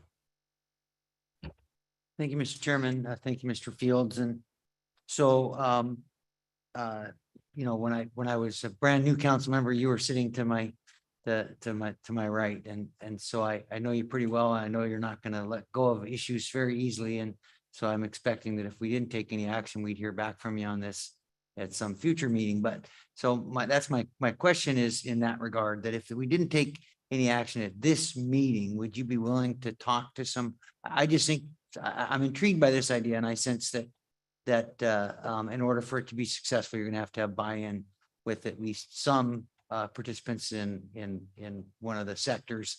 In other words, industry, and you're going to have some buy-in for it to be successful. Getting through a council process from shoreside processors. So would you be willing in the interim to talk with those folks and so we get a better understanding of whether an EFP is possible or something? I think my feeling, as I mentioned before, is that I'm not sure that this is really refined enough to where I would personally even know how to put a motion together such as for a white paper like this. So is that something you'd be willing to do, is to in the interim, if we didn't do anything at this meeting, to come back with something a little more fleshed out? Thank you, Mr. Down. Two things. First, I'm always willing to talk with folks in the industry about this issue or other issues as well. But I do believe that those kinds of discussions do better with a council catalyst, something that energizes those. And I think a white paper moves the industry generally in that direction. So I would strongly advocate that you take a step at this meeting to facilitate or encourage those kinds of discussions taking place. A white paper is simply an information gathering exercise. But should the council take action at this meeting, you're signaling to the industry that this is an issue, that you heard the governor's bycatch task force recommendation, and that you're actively pursuing change in the industry based on those recommendations. That signal then would facilitate subsequent conversations within the industry. Absent council action now, I think it will be out of sight, out of mind, and unlikely to have the discussions that you're hoping would take place relative to dealing with the issue. Thank you, Mr. Downs. Further questions? Thank you, Mr. Fields. Next up, testifying remotely is Linda Benkin. Good morning, Mr. Chairman, members of the council. Linda Benkin testifying for Alaska Longline Fishermen's Association. I have 3 issues I would like to touch on, try to be brief. The first is to request that you take action today to rescind the action previously taken on the amending the halibut capturing plan for areas 2C and 3A.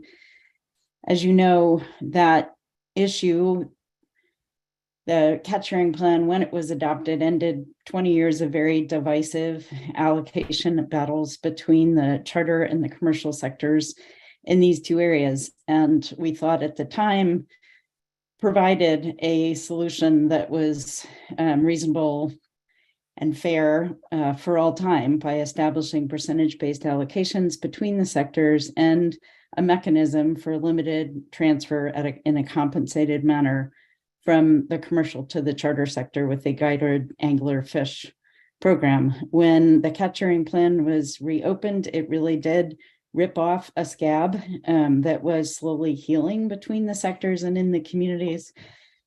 And we understood that if the RQE passed Congress and you had the opportunity to provide them another mechanism for compensated reallocation, that you would rescind this action that was taken in February 2022. So we ask that you take that up today, that you rescind it. It will certainly take a lot of stress out of communities in 2C and 3A. Second issue I wanted to address was the Area 4 or Region 4 vessel caps. I was quite dismayed that that interim action passed with a 5-year timeline on it. And that it passed in a way where it completely removes caps from all of Area 4 or Region 4 for that length of time, which to my mind really does dismantle the provisions that are in place to provide for a small boat fishery and an entry level in those areas. And certainly we recognize that there's a very serious situation being faced by some of the communities in some of those areas, and that a long-term fix is needed. And that's where I would ask you to focus, that you prioritize now the long-term action that identifies caps that could be amended, and have the opportunity through that analysis and through that action to select different caps for different areas or different changes to the caps for different areas as appropriate once you consider the big differences between the different areas. Region 4 is very extensive, overlaps into the Gulf, as I'm sure you know, and the situations are very different between Area 4, Area 4A, 4B, and 4C, D, and E. We understand that that's a 2-meeting issue. If there's potential for that to be taken up relatively soon, we'd love to see it on the agenda for April and final action in June, so that we can move past this time quickly when all the caps across all of Area 4 are suspended. Finally, Mr. Chairman, just to follow up on the conversations from EFH, I really appreciated Ms. Kimball's comment towards the end, shortly before you voted, that there should be some indication to the public, hopefully through the council's newsletter at minimum, that EFH HAPSI proposals are welcome to the council, that while there isn't a call for proposals or a specific process for that, there is the opportunity for the public, for stakeholders, for tribes to submit proposals for potential review by the council. Thank you. I'll stop there, but I'm happy to answer any questions. Thank you, Ms. Benkin. Any questions? Okay, don't see any questions. Thanks again. Thank you. Next up is Craig Lowenberg, testifying remotely. Good morning, Mr. Chairman. Can you hear me okay? Yes, we can. Good morning. Good morning. Mr. Chairman, members of the council. For the record, my name is Craig Lowenberg. I'm here today on behalf of the Bering Sea Pot Cod Cooperative. The BSPCC is a trade organization that represents stakeholders in the BSAI greater than or equal to 60-foot Pacific cod pot catcher vessel sector. I'm the executive director of the organization, as well as a co-owner of a vessel that participates in fishery. As I've testified for the past several years, the pot cod fleet needs a rationalization program to best deal with not only the bycatch and sustainability issues, but safety as well. The majority of stakeholders are in favor of a rationalized fishery and have been asking the council to take action for several years now. The BSPCC has continued conversations with members of the independent pot cod harvesters. However, it appears that group has disbanded at this point. We've heard extensive discussion about the perceived detrimental effects the pot cod fleet is having on red king crab, and we know from past rationalization programs how effective they can be on bycatch reduction. I believe the freezer longliners saw an approximate 80% reduction in bycatch, and the Pollock and Amendment 80 fleets had similar results.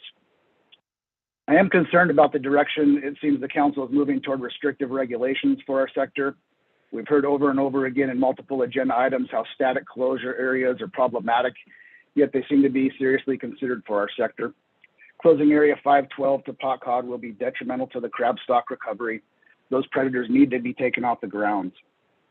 Similarly, it's premature to implement gear modification requirements while the fleet continues to research innovative ways to avoid bycatch. We're asking that an equal standard be applied and allow our sector the opportunity, as other sectors have, to continue our research and report the results back to the council. On a positive note, preliminary bycatch data for our sector in the 2023 A season shows 0 crab bycatch. Again, that's 0 crab bycatch for our sector. I'm encouraged by the recently released Alaska Bycatch Review Task Force final report, which includes a recommendation that reads in part, recommend a rationalization program for the 60-foot and greater pot cod vessels as a way to manage bycatch. This is the clear answer and path forward. In closing, Mr. Chairman, we encourage the state of Alaska to make rationalization of this sector a priority and the council to take action to add this issue to the agenda as soon as possible. We look forward to continued dialogue and development of the program, and I thank you again for your time and consideration. Thank you, Mr. Lowenberg, for your testimony this morning. Any questions? Don't see any. Thanks again. Thank you. Next up is Steve Miner.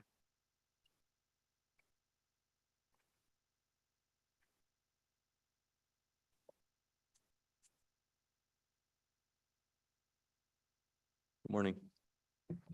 Good morning, Mr. Chairman, members of the council. I'll keep my comments brief as I heard something about a football game today. For the record, I'm going to talk on behalf of 2 entities on 2 different subjects, but again, I'll keep them brief.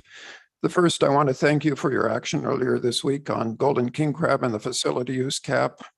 There are some of us very anxious to pursue higher value markets and products, as you've heard. In June of last year, you expedited action on this by removing it from another golden king crab issue. I am a little bit concerned that at this meeting, you took action on ours, but you added on a new crab issue, which was red king crab and Opelio facility use caps. I'm particularly concerned because it looks like from the analysis or the discussion paper and our understanding of it, to change the facility use cap for golden king crab, we simply need to strike 2 or 3 words from the existing regulations. It seems like a pretty easy lift. And I don't know what the use cap issues for the other fisheries will require. So we would ask you to do whatever you can to expedite action on ours. Whether the others can be drug along or not is still up to staff and you to decide. Turning then to Peter Pan Seafoods, I just, following Craig Lowenberg, want to point out that Peter Pan Seafoods, we own the plant in Port Moller, adjacent 512. As you may recall, the Port Moller plant was burned down in 2017, was rebuilt and reopened by 2019. It's one of the newer, more efficient plants, but we are dependent on Area 512. We're concerned about the current motion because it does seem to be simply a static area closure. We think if you're going to continue down this road, we would ask you to consider more dynamic alternatives, things that the fleet seems to be willing to discuss, gear modifications, hotspot reporting, voluntary co-ops, things that we know from other fisheries sometimes are more responsive than hard and fast regulation. So we would ask you to slow down a little bit on that motion that you're taking up in June concerning Area 512. We think it's a very, very narrow motion at this point that needs rethinking. Thank you very much. Thank you, Mr. Minor. Any questions? Thank you.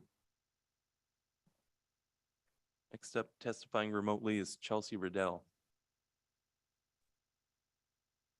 Good morning, Mr. Chairman. Can you hear me all right? Yes, we can. Good morning.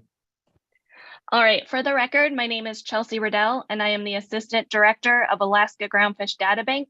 We are a Kodiak-based member organization that represents the Gulf of Alaska trawl fleet and shoreside processors, although my testimony today in support of the AP's second staff tasking motion regarding our future ability to train and deploy observers will be an issue that not only affects the people that I work for, but the North Pacific as a whole. I would like to thank the council not only for the opportunity to testify today. Before I begin, I would like to make a few clarifications regarding my testimony. Although this staff tasking motion spawned in the last week from agenda item C5 Bering Sea Pot CP monitoring adjustments, it's actually the combined result of years of discussions, large and small, both deep in the weeds and bigger picture with observers, observer providers, vessel operators, and processors, and NIMS staff. By supporting the AP's motion, I am in no way diminishing the hard work and dedication of FMA, observer providers, and observers. I have nothing but the deepest respect for the work that they do. However, everyone I broach this topic with has real strong concerns about our future ability to train and deploy observers. I'm simply asking the council request that FMAC start looking at the issue more broadly and from a different perspective, as I'll describe in a moment. Additionally, you're going to hear me reference agenda item C5 a few times today. I'm only doing so because its analysis is at the forefront of our minds, but by referencing it, I am in no way diminishing the support and need for that action to be passed, nor the positive impacts it will have. Rather, again, just trying to look at this issue more broadly. All fisheries and sectors have felt the depletion of the observer pool and have been tied to the dock because of it. When an action relates or has an impact on observer coverage, our analyses look to the observer program for observer availability data. Although unintentional, this data can be misleading since observers stay certified and in the system for 18 months, regardless of their intentions to ever return to the program again. While this has always been a known caveat to some degree, the increase in one and done contracts, as well as the larger number of long-term observers who decide to move on to new opportunities, myself included, during the COVID pandemic has potentially exacerbated the unintentional inflation of these numbers. If you can turn your attention to table 4-1 from the Bering Sea Pot Cod CP RIR, which is attached to my testimony sign up and also displayed on your screen, we'll take a look at the data for 2021. There were 453 certified observers, and of those, 251 were level 2 certified. Of those that are level 2 certified, 223 observers are trawl lead level 2, and only 108 have a non-trawl lead level 2. This is important because it means that only 28 observers have just a level 2 certifications, since they are also included in the trawl lead level 2 and non-trawl lead level 2 columns. And 28 observers isn't that many, especially since some of them may have no intention to ever deploy again. It's also important to consider seasonality when considering observer deployments. During A season, for example, we simultaneously have AFA CPs, Amendment 80 CPs, longline CPs, and pot CPs fishing who all require higher levels of certification. When looking at it from the same perspective that an observer provider would have to simultaneously deploy, any changes in requirements that increase the need for particular certification levels at certain times can and have led to potentially more issues than an analysis could normally suggest. While it is our observer provider's responsibility to provide the required observers to vessels and shoreside processors, Over time, we have continued to make necessary but additional changes to the regulatory environment. These actions have often been incremental, one fishery and sector at a time, since that's naturally how issues are most effectively addressed through the council process. At the same time, however, we have inadvertently been making the business environment increasingly challenging and untenable for observer providers without thoroughly considering the larger picture of their ability to provide and deploy. The evidence of this is an invisible shifting of their business plans and the loss of one of the 4 certified providers in the North Pacific. We now have 3. In regards to my interest in examining observer data deletions, I found it troubling that the magnitude of the data deletions in the Bering Sea pot CP fishery was only brought to the council's attention indirectly through a larger action. Even when data deletions don't impact larger management concerns, they can still be indicative of training gaps or other concerns. If we aren't addressing those training gaps or providing observers with the support they need, are they going to continue observing? We need to remember that observers are equally passionate stakeholders in our future too. This is evidenced by the number of former observers involved in the council process. We need them to stay in the field long enough to gain experience, to believe in the work they do, and to care and train for the next generation. We are all responsible for creating the culture that will allow them to thrive, and I believe we want to do that. While I recognize that staff capacity is on the forefront of everyone's mind, observer data is the basis of much of our management decisions, and our ability to provide it in the future is critical. The FMAC report that I am asking the council to consider supporting today is one small step in the right direction. Thank you, and I welcome any questions. Thank you, Ms. Riddell. Let's see if there are any for you. Okay, Ms. Kimball. Thank you, Mr. Chair. Thank you, Ms. Riddell, for your testimony. On table 4.1, and I could not open for some reason the other table attached to your posted testimony, but on the newly qualified level 2, so do I understand that's annual growth? So would I take that as in 2020, there were 82 additional level 2, or am I only comparing that to the previous year? So I'm not sure that I understand your question, but in the first set of columns, they're total qualified. What I was referring to in my testimony is that there was 251 level 2, but then if you go to the right where there was 223 trawl lead level 2, those numbers build on each other. So there was actually only 28 that just had a level 2 certification. Thank you. And as follow-up, I understood that part of your testimony. Okay. Could you explain the newly qualified level 2 column? How do I interpret that column? Okay, so on that problem, that's the annual growth of additions to the population. But when I look at the total qualified population, the newly qualified are also included in that first set of columns, was how I understood it. So that we are adding, but they are also included in the first set of columns. Thank you. Further questions for Ms. Riddell? Thanks again, Ms. Riddell. Thank you. Okay, let's take one more testifier and then we'll have a morning break. Next up, testifying remotely is Wayne Walter.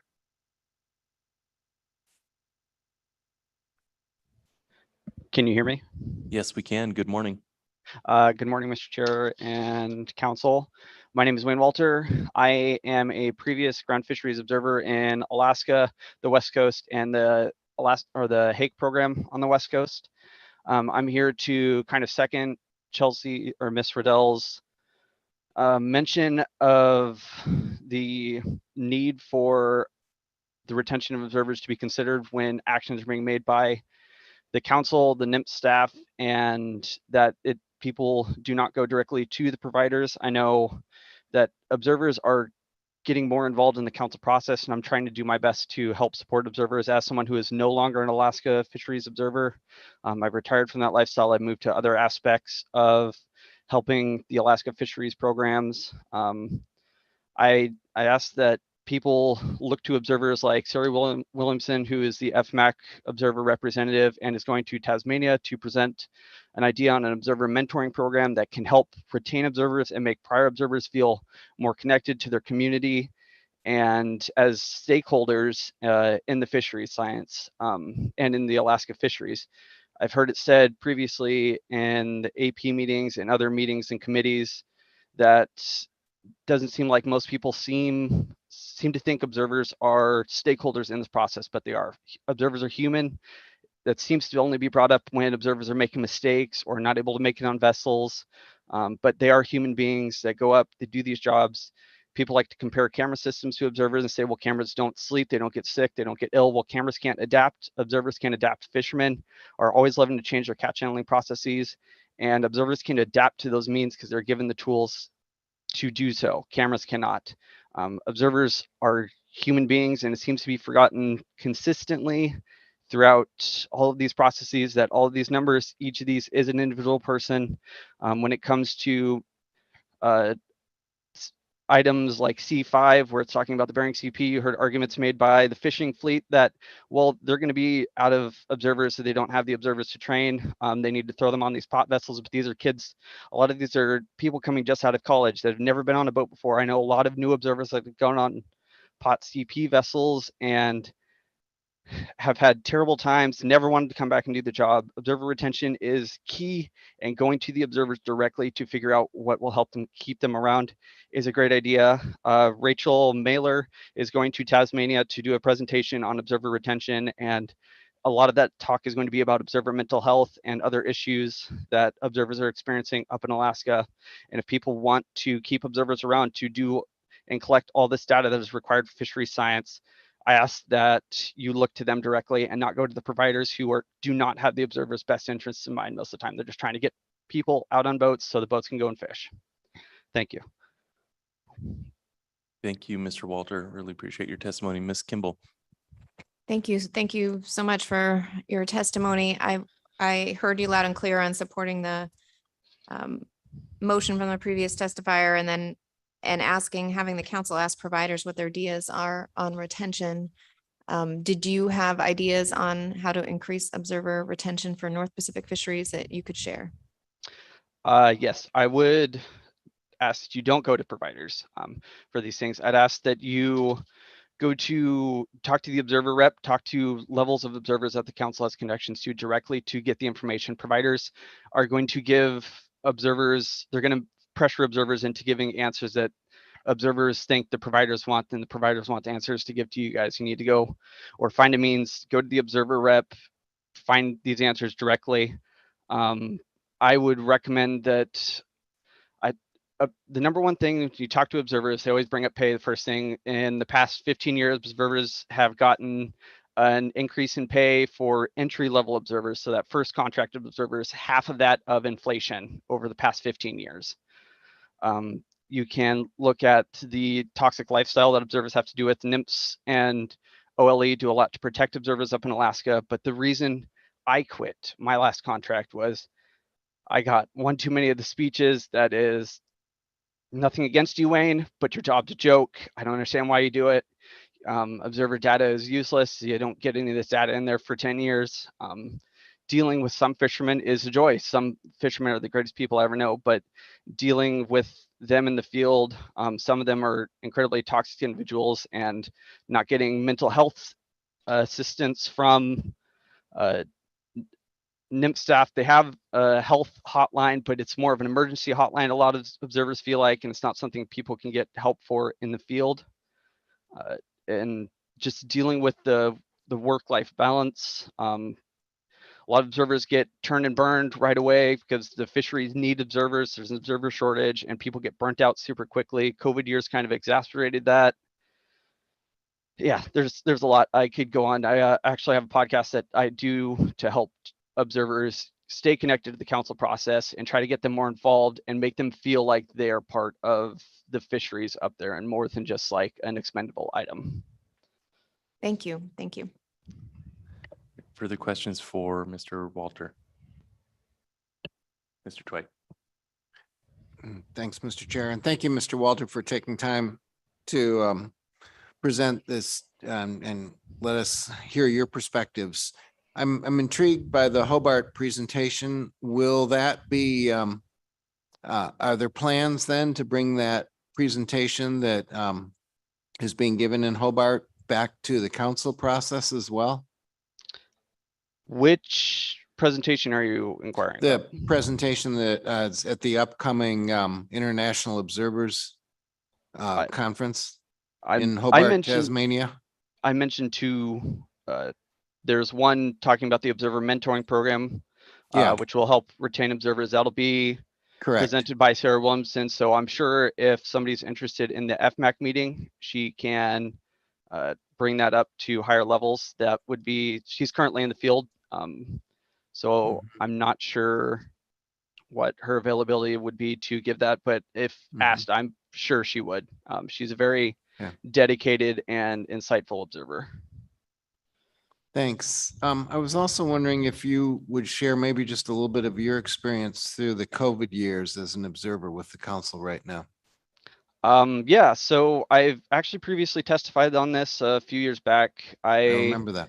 Yeah, yes. The COVID, I worked at a shoreside processing plant in Alaska.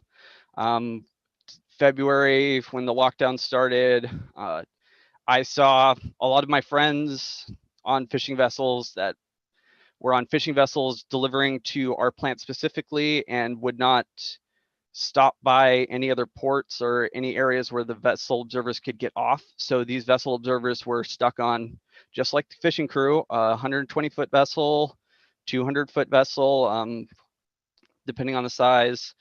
They were trapped on these with no means or minimal means of communication to the outside, you know, friends, family, other observers. Us as plant observers did our best to try to help talk to these people, just give these observers someone to talk to. And I saw that eat at a lot of observers after 60 days, 80 days, 90 days, 120 days. Observers were getting burnt out, and it was a lot of prior observers that were having pretty hard times. Newer observers were, I don't know, new observers always have issues with their first contracts. That definitely made things more difficult, but it was a continuation of those lockdown means, which I totally understand, not wanting to bring back any illnesses or that back to the boats. But when observers are put on these fishing vessels, they're put on there alone, typically, or they have one other observer to talk to, which they may not have known previously. They have to stay on these vessels. They don't have the same homey means that a lot of the crew members have. And yes, you can get on boats with really nice and pleasant crew members. Some fishermen are really pleasant people. I don't want to undersell that, but some aren't. And for those observers that get put on these vessels with more hostile crew or less comfortable living accommodations, it makes it more difficult for them to justify coming back. Yes, the money is relatively good compared to those of other biology positions, but it's not worth the mental health tax that it takes on you. And that's not something you notice, or you may not notice immediately while on contract, but it may be something you notice more as you leave, go get debriefed, and have that brief stint where your contractor doesn't have control over your life and you have the right to say, no, I do not wish to return to go up to Alaska. I'm going to find a different means to stay in a biology position or try to find a different job to get connected to the fishery science. Like Ms. Riddell, she was an observer during the same time period. And I remember communicating with her about her time on her assignment, and then watching her go and move on to a higher level, essentially in dealing with fisheries management.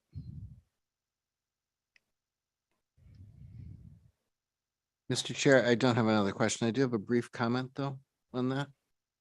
The reason I asked Mr. Walter to share his experience is just a reminder to the council that when we look at recent year data sets, we often see a gap or an asterisk because of COVID. To my knowledge, when it comes to observer data, there are no gaps, there are no asterisks. Observer data continued to flow, and I think that's extraordinary. It came at a huge human cost, and I hope the council never forgets that. We've acknowledged that previously, and I think that's a good thing that we acknowledged it previously, but I just ask that because I hope we don't ever forget that with observer data, they kept working through that under the conditions that Mr. Walter described. Any further questions for Mr. Walter? All right. Thanks again so much for your testimony today. Thank you. Okay, let's go ahead and take a morning break. We'll come back at 10:20 and resume with public comment.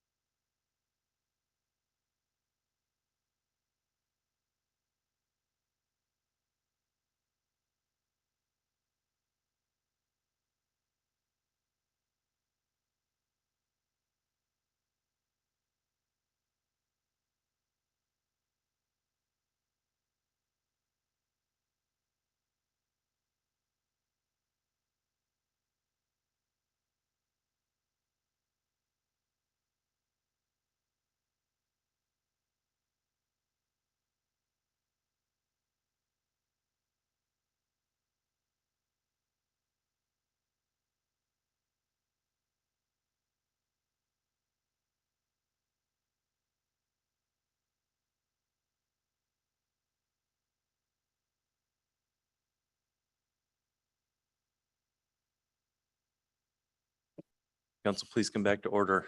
Are we ready to continue with public comment? Next up is Rob Sanderson. Following Mr. Sanderson is Edward Polson and then Heather McCarty.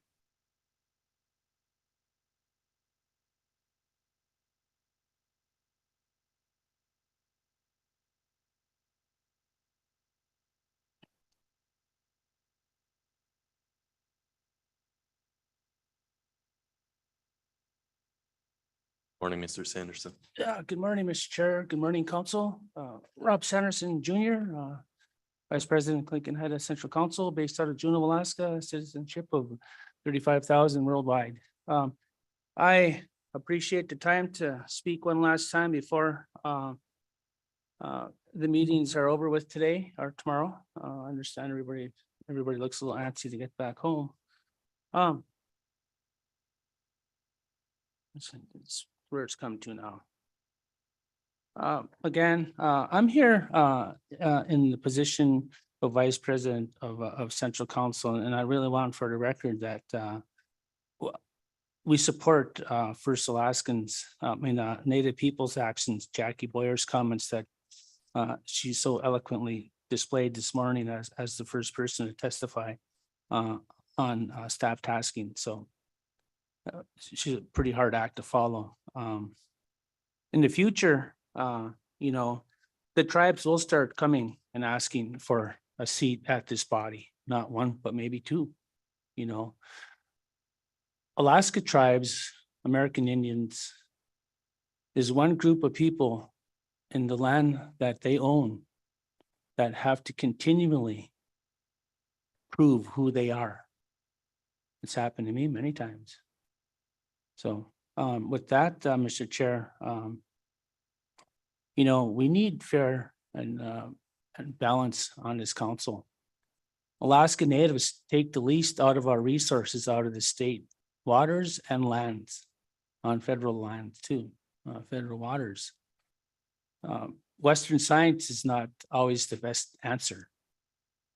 At times, Mr. Chair, you living in that area know probably a lot of elders that know a hell of a lot more than we do.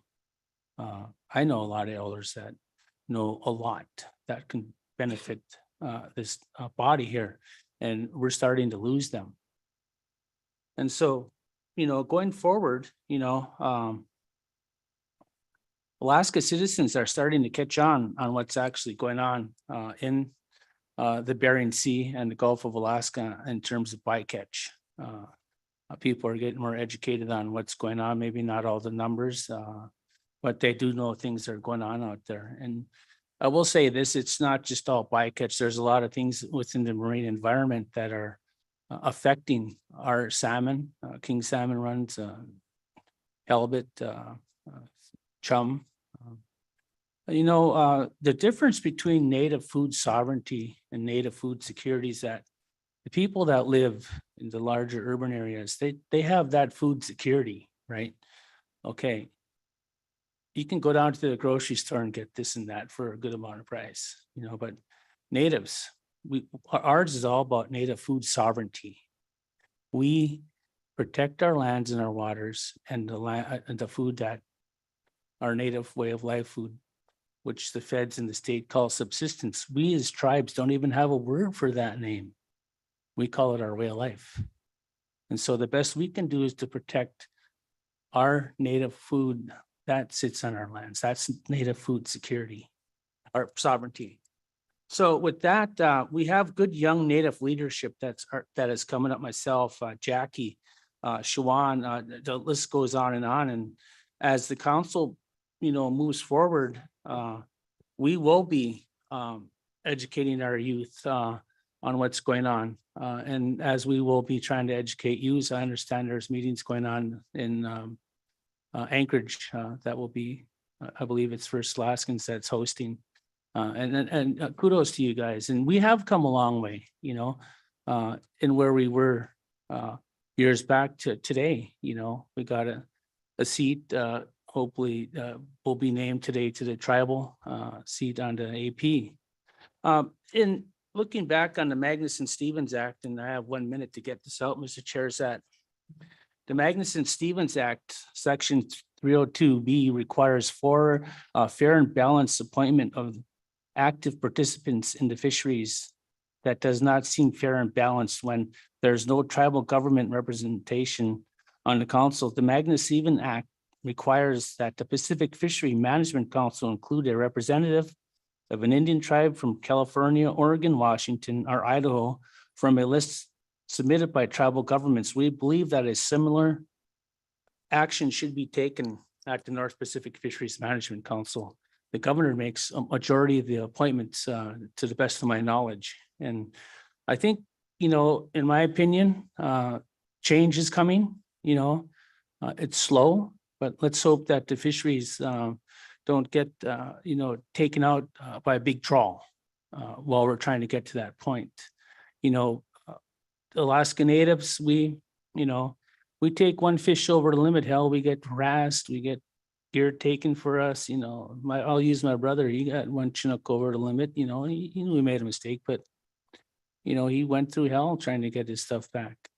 But, when you can go out and take thousands of Chinook and kick it off over the side, nobody thinks nothing of it, and we're the most policed people in the state of Alaska, the people that call Alaska home, the people that have been living there for 10,000 years plus. We should not have to identify who we are all the time before we become before a government agency, or when fish cops, as we call them, board our boats and prove to who we are. Charter fleet, shall they probably get away with a lot? Boxes and boxes of fish being sent out at the airport. Standing in line at Ketchikan Airport, this one gentleman had 10 Mr. boxes. Sanderson, Yes, I sir. apologize. Your time is up. Can you provide a summary comment, please? Okay, yeah, thank you. I just, really hope that going forward that this body will start recognizing the true value of what the elders know and elder knowledge. I have learned a lot through them, being, attending these meetings for years and still trying to learn a lot of the acronyms, and, it's intimidating. I work in some other places where I very much excel for the tribes, but at this body, it's changing so much. And, before I close, and these will be my last testimony, the last words here, Mr. Chair, is that when we have our tribal assembly to conduct business for the citizenship of 35,000 plus members in Central Council, we ask that our people that present to our Native citizens and to our elders who are in the audience attending our conferences, that they speak in English, leave the Laurilee language out, and to help our elders better understand what is actually being said. They get intimidated. They don't know what acronyms are, all this fancy Laurilee talk. And so going forward, we're just going to Sanderson, come here and do you think we can go ahead and conclude there and see if there are any questions? be happy to. Thank you. Okay, thank you, Mr. Sanderson. Really appreciate your testimony this morning. Ms. Vanderhoven. Thank you, Mr. Chair. Thank you, Mr. Sanderson. I always appreciate your comments so thank you for There you are. continuing to. Okay. Right here. So currently nominations are open for council seats. Mhm. And I guess I'm wondering if you have applied or encouraged anybody from the tribal or native communities to apply. From your comments, it sounded almost like you thought you needed the act of Congress to have a designated seat, but I guess I'm just wondering if you've encouraged I'm gonna anyone to apply give you now. my honest answer. I'm not, like a professional in how, I know commerce plays a big part on who can probably maybe get appointed to the seat here. As I mentioned before, the governor of Alaska makes a majority of the appointments to the council. I guess I would have to put that back to you. Is what is council so afraid of having an educated native person sitting on this body? We have some good, smart young people that know a lot, and there's a couple of you that know a few of these people. you guys have a trust responsibility, as now does the state of Alaska has a trust responsibility to honor federally recognized tribes and to sit down and meet with them and share and consult with them. And, you know, maybe to a lot of you and to some of those that work in this fishery, maybe that's intimidating to have a native on here that is educated and smart and maybe knows what the hell they're talking about. But I think it's time that we need to start looking at that. I know that we're not going to stop coming. You know, we're going to have more and more younger people that are going to have a good grasp on what's going on in the North Pacific. So, you know, I don't want to be doing this all my life. I want to get out and do other things, you know, while I'm still fairly young. Mr. Sanderson, I think you've gotten to Ms. Vanderhoven's question, but I'd like to make sure Ms. Vanderhoven did that. Yeah. Okay. Yeah. All right. Are there any further questions for Mr. Sanderson? Thanks again, Mr. Sanderson. All right, Mr. Safe Chair, I travels. appreciate your time and everyone get back home safely. Thank you. Thank you. Okay, next up is Edward Polson.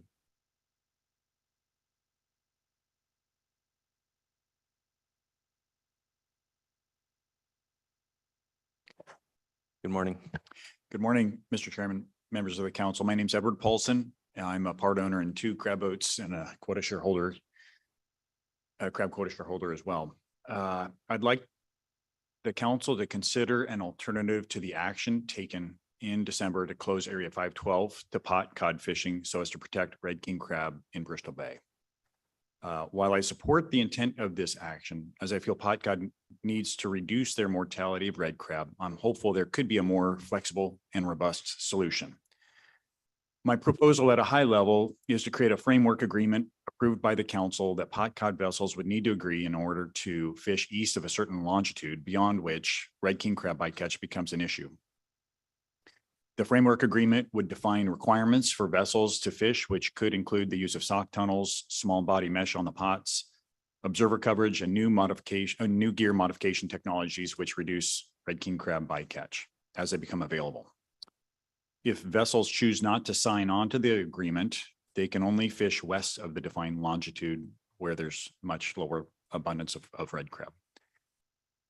If vessels do agree, though, they can fish east or west of the line, and 512 would not be close to them either. This sort of solution has been used in various fisheries in many forms and can provide flexibility for industry to work together to define appropriate gear for fishing in areas where interaction with red king crab exists without hard closures. I have a few other points I'd like to highlight. First of which is, although sock tunnels definitely work better than triggers in reducing crab bycatch, I also know industry is working on better designs than sock tunnels, and this agreement could pick up on these new innovations much quicker than a regulation. And secondly, I agree that removing predator fish off the grounds where red crab live could actually benefit the red crab resource, but only if the potential of high crab bycatch is significantly reduced. And with that, I'll conclude my comments. Thank you, Mr. Polson. Ms. Kimball has a question. Thank you. Thank you for your testimony, Mr. Polson. When you reference firstly, we don't have that action in front of us at this council meeting. So my first question is, are you just giving us a heads up that this is something we should be considering when that action is actually on our agenda? Mr. Chairman, Ms. Kimball, yeah, that's correct. I know this, it's not on the agenda, but I think it will be brought up at the next council meeting, and I'd like industry to consider this and come to the council with potential ideas and the council to consider it at the next meeting. I think we have a little bit of time. That gives us a little bit of time to try to flesh this out and come back with something that's a little more meaningful than just what I said here today. Ms. Kimball. When you reference a framework agreement, is that something you're contemplating having in regulation? You might have said that, but I missed it. Or is that something outside of the council process that would be a reason not to go forward with the regulation that we have in place in the current suite of alternatives? Yeah, Mr. Chairman, Ms. Kimball, I think it could be, I would say in terms of the analysis, this would be an option in the analysis that might mean, if it's successful, that 512 is not closed. It might mean make that action meaningless if there's ways to reduce crab bycatch through gear modification or other measures that that action's not necessary. I think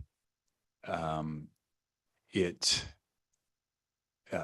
you would base it off of other ideas that have been put into regulation where, for example, with crab, we have the emergency relief for snow crab, where parties have to agree on what happens if there's an emergency, and then the northern share processing quota can move south. We have similar things for golden king crab with western golden king crab, where it can move to Dutch. I'm sure in the trawl fisheries with bycatch, I think there's already some framework kind of ideas in existence. So I'm by no means an expert on this, but I know that there's already models that exist that have been put into place. The point is, the council says if you are going to if you want to fish east of a certain longitude, you must sign on to this agreement. If you don't, you can fish, but you just have to fish west of that longitude. Further questions? Mr. Down. Thank you, Mr. Paulson. So I appreciate this idea. You'd mentioned that, I just wanted to give you a chance to clarify, but you'd mentioned that, that this would be at our next meeting, but actually I think this might best fit with the Bristol Bay Red King Crab closure area considerations, which is in June. So I wanted to just make sure that there wasn't something that you were thinking about bringing this back in the April meeting. And second, the line that you described on the longitude to east of the line is different than what we're looking at in that Bristol Bay Red King Crab, which is area 512. You're talking about additional areas east of that. And did you pick that because that's where you've noticed the crab exists, or is there something else that's in the ADF&G regulation or something that you would pick a different line rather than just saying area 512? So yeah, kind of two things there. But. Oh yeah, sorry, Mr. Chairman, Mr. Downs. I think first off, yeah, you're right. It is, I believe, is June. I think this is something that, it's. I guess we have 4 months to try to work this out as industry, but I think the idea is next time this is on the council's agenda, that this would be incorporated is the bottom line. So thank you for pointing that out. In terms of what longitude I'm considering, to be honest, it's really where king crabs start to show up, which north of the peninsula is really kind of AMAC Island, 163-ish. But to be honest, you might even want it more 164. This is something that some work would need to be done, but it's going to be definitely west of 512, if that makes sense. Thank you, Mr. Chairman, and thank you. That makes perfect sense to me. Yes, thank you. Further questions? Mr. Twite. Thanks, Mr. Chair. Mr. Paulson, I think this is great to be thinking about sort of creative alternatives to spatial closures, particularly ones that can be flexible as new techniques for minimizing bycatch emerge. I'm still trying to think through because this fishery doesn't have some of the same co-op abilities. I'm still trying to just think through the basics of this, and that would be then that what we'd be asking as councils, we'd be asking NIMS to essentially make a determination about whether the framework agreement provides enough clarity. I guess maybe what I'm really asking is how much of this have you been able to discuss with the agency already, and what's from, if you've had any discussions, sort of what are you taking from those discussions? Mr. Chairman, Mr. Twite, I haven't spoken to the agency, and that's something that needs to happen. And I haven't thought through all of the implications of what this would mean from a management perspective either. So I'm sure there's going to be some challenges, but I think the point is, if vessels have AIS, And if you need to have your gear checked before you go fishing and you have a certain type of gear and you're fishing in the wrong area, there's going to be an enforcement action, I would expect. This needs to be brought up with NIPS though. And a lot of time, you know how it is, seems like a good idea, but there's a lot of little tweaks or a lot of little hiccups along the way. But this gives us a little time to try to pursue that before the June meeting and have those conversations. And what was your second question? Sorry. You answered all my questions. Thank you. I guess the only other thing I would add is I would agree that I think with rationalization, this probably becomes easier. There's a higher incentive for cooperation among the sector. And I don't have any. Yeah, but that was a little bit beyond my question. That but is, but that does get you closer to allowing. Let's see if there are any additional questions then. Okay, thank you, Mr. Polson.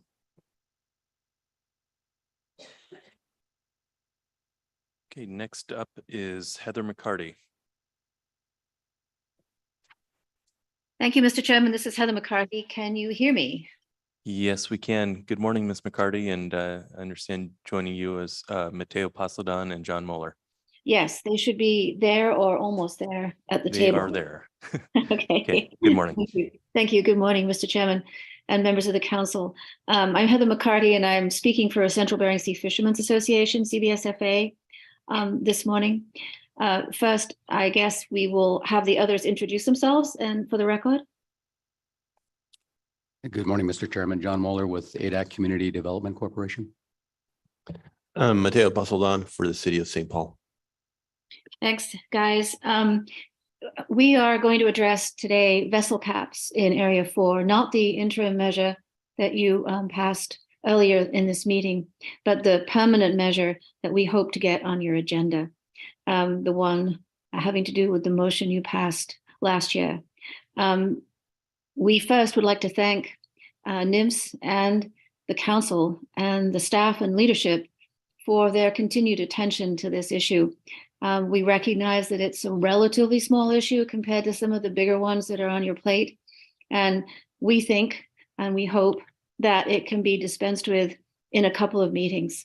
We would like to see the initial review of this action agended. I hesitate to say April, so I won't. Maybe June, maybe October. Looking at the 3-meeting outlook, it looks like it might be possible. If you do an initial review at that time, then hopefully you could do a final action sometime early in 2024. And then the implementation could take place well before the 5-year interim deadline that you established earlier. We understand the caution of the leadership in thinking that that was a sensible thing to do. We completely understand that. But I'd like to make just a couple points about this permanent action. One, it's not controversial. You saw differences of opinion regarding the time for the interim action earlier in the meeting.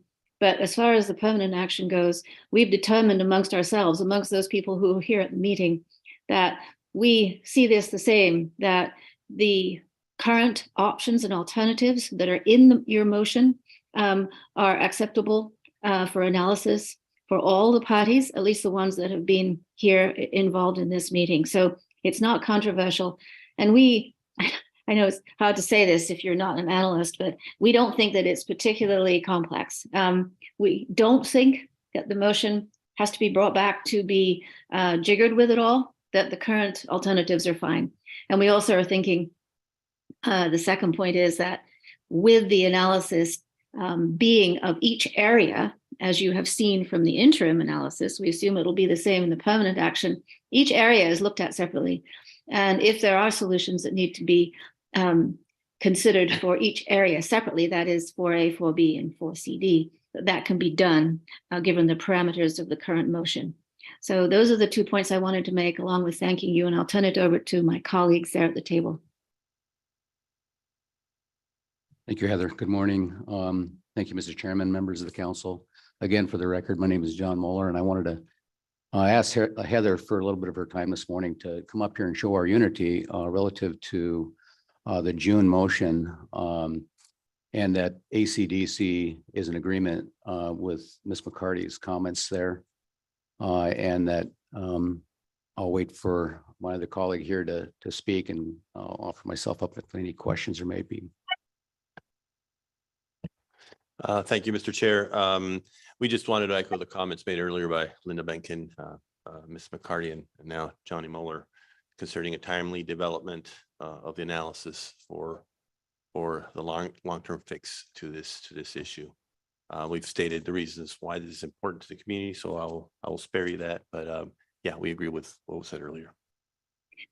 Thank you, Mr. Chairman. This is Heather again. Just to build on Mateo's comments, I don't think we need to go through again why we believe the permanent action is a better solution to the problems that we're having in 4A. We've already stated that, and we'd like to see that permanent solution on the table as soon as possible, in particular to allay the fears of halibut IFQ stakeholders that you have heard from others. So thank you very much. Happy to answer questions. Mr. Chairman, if I could add one last thing. Just to be clear,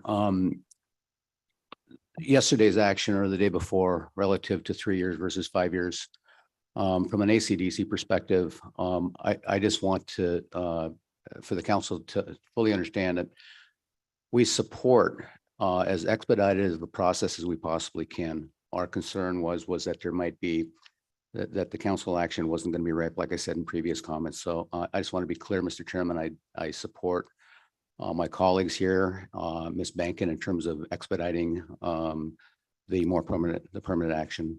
Thank you, Mr. Chairman. Thank you, Mr. Mueller and Mr. Posledon and Ms. McCarty. Thank you all for your testimony. Let's see if there's questions. Ms. Drevnika. Thank you, Mr. Chair, and thank you all for your testimony. Mr. Mueller, I have a question for you. Just for clarity, one of the, I think, questions around the table the other day in this discussion was, the amount of complexity that's really unknown right now with the alternatives in the permanent package, and whether or not we're covering everything, considering that we've identified, a reasonable range, considering we're going to be looking at these areas very, very differently. We didn't hear a whole lot from some areas relative to others. So I think there's still some unknowns there. But as far as from your perspective, the alternatives that we have identified will suit, or these are kind of within the realm of what you would like to be looked at. You're not anticipating expanding those or asking for an expansion of those alternatives in the next review at this point. Through the chair, Ms. Drevnika. As I read the alternatives, it'll be hashed out in some of the analysis, of course, but as I understand it from AC/DC's perspective, and AC/DC owns about, I think we purchased about 150, maybe 160,000 pounds of halibut in Area 4B. So I can speak to the ownership of AC/DC, and from our perspective, the motion as written likely is going to cover any concerns and some modifications for our area. So to answer your question, it's yes. I think the motion covers any concerns we may have, and at this point, but I'm not willing or speaking for any other areas. Any further questions? Thanks again. Thank you. Next up is Brian Ritchie.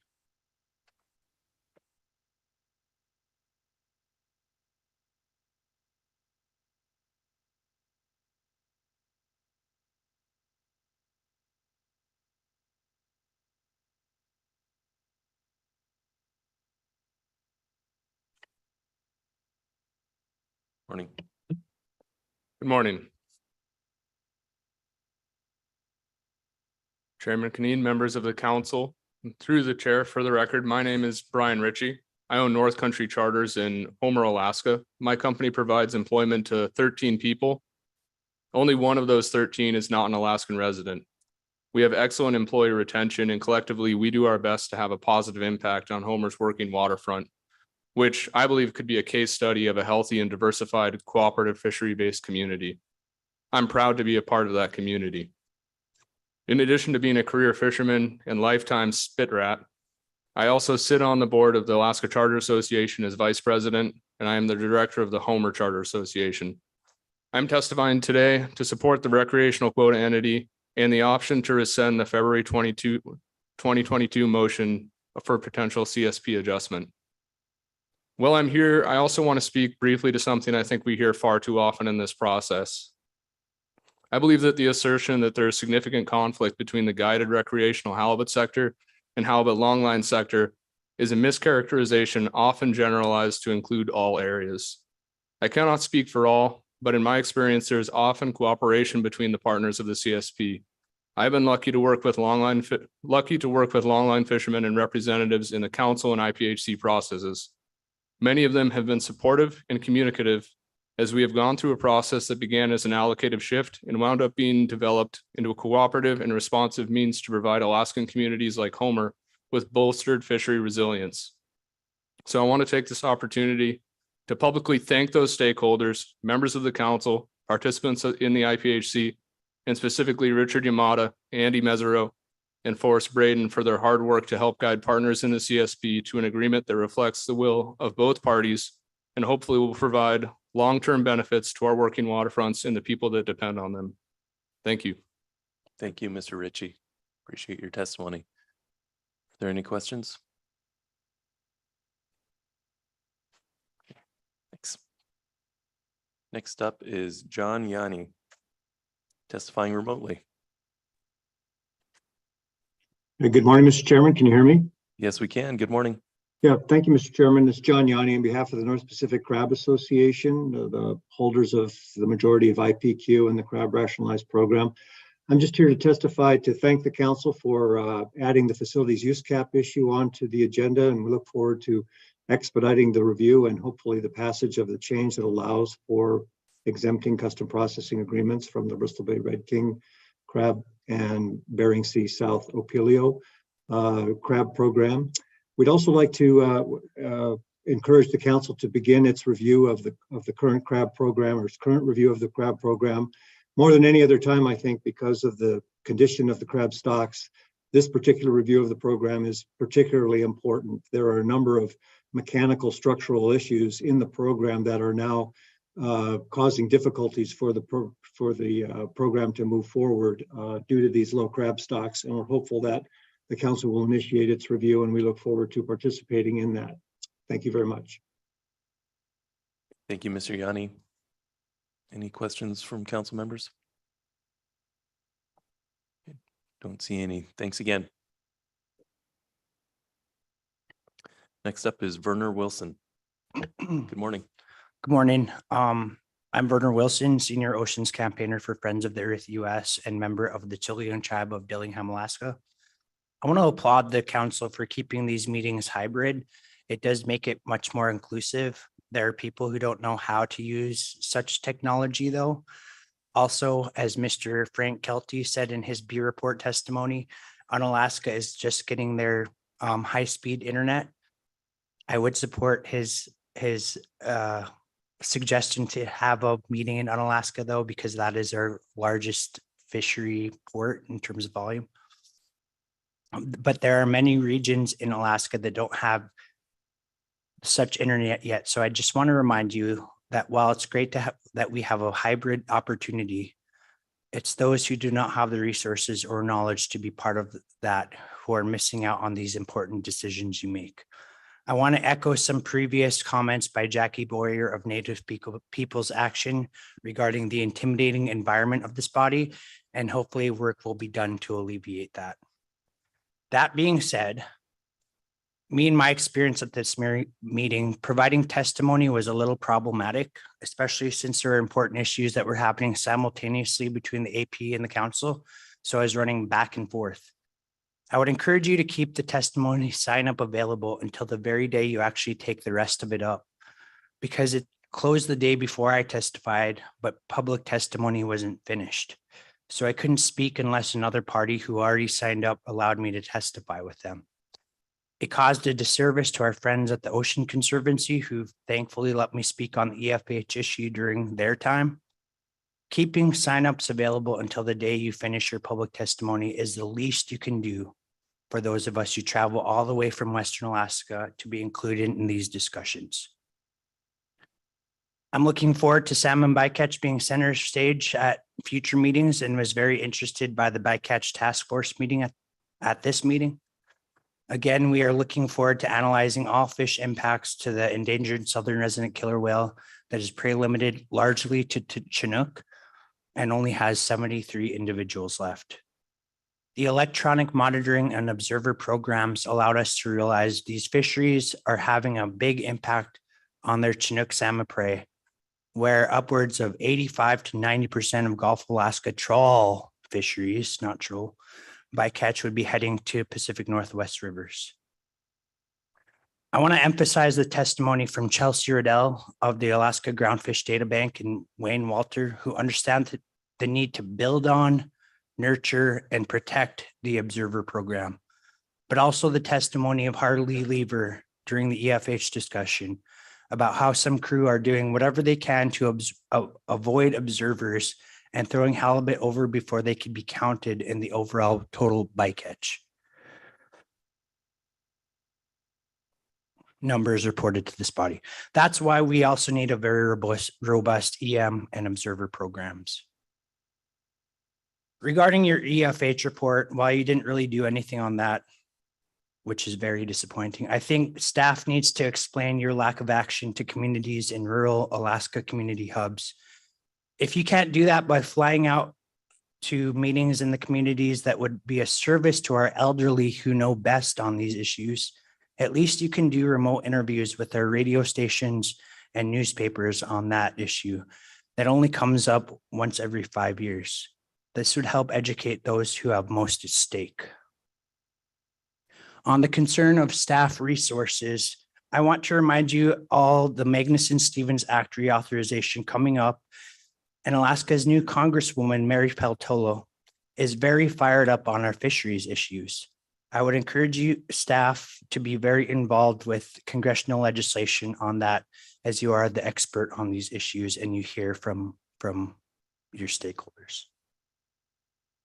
I'm thankful you approved the programmatic EIS procedure. I think that allows the public to bring several issues they want to address with this council and other bodies, including NIMF's and NOAA's ultimate handling of our fisheries. Moving forward, I want to ask you all, how do we move beyond tensions with Russia in terms of getting the data we need in the Bering Sea and Arctic? We do share a maritime border with them, and it is troubling we are not cooperating more on joint mutual fisheries research and other issues we are concerned about. There are also hatcheries from Korea, Japan, and other North Pacific countries that may be contributing to more food competition from our wild salmon fisheries in Alaska. We are observing smaller and smaller fish for both the Chinook and sockeye. You know, my dad does mesh sizes for our nets, and we have to continue to move smaller in our fisheries, which is concerning and may partly be attributed to hatchery issues and competition. And that needs discussion and cooperation between all North Pacific countries like Russia. Finally, as friendly testimony, I saw there's a laptop charger in the back that hasn't been claimed that was found by the AP.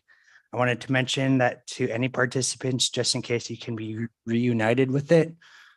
I'm wearing green today, hoping the Philly Eagles will soar over the Kansas City Chiefs today. Thank you for your work and hope you all have a great week. Thank you for your testimony, Mr. Wilson. Are there any questions?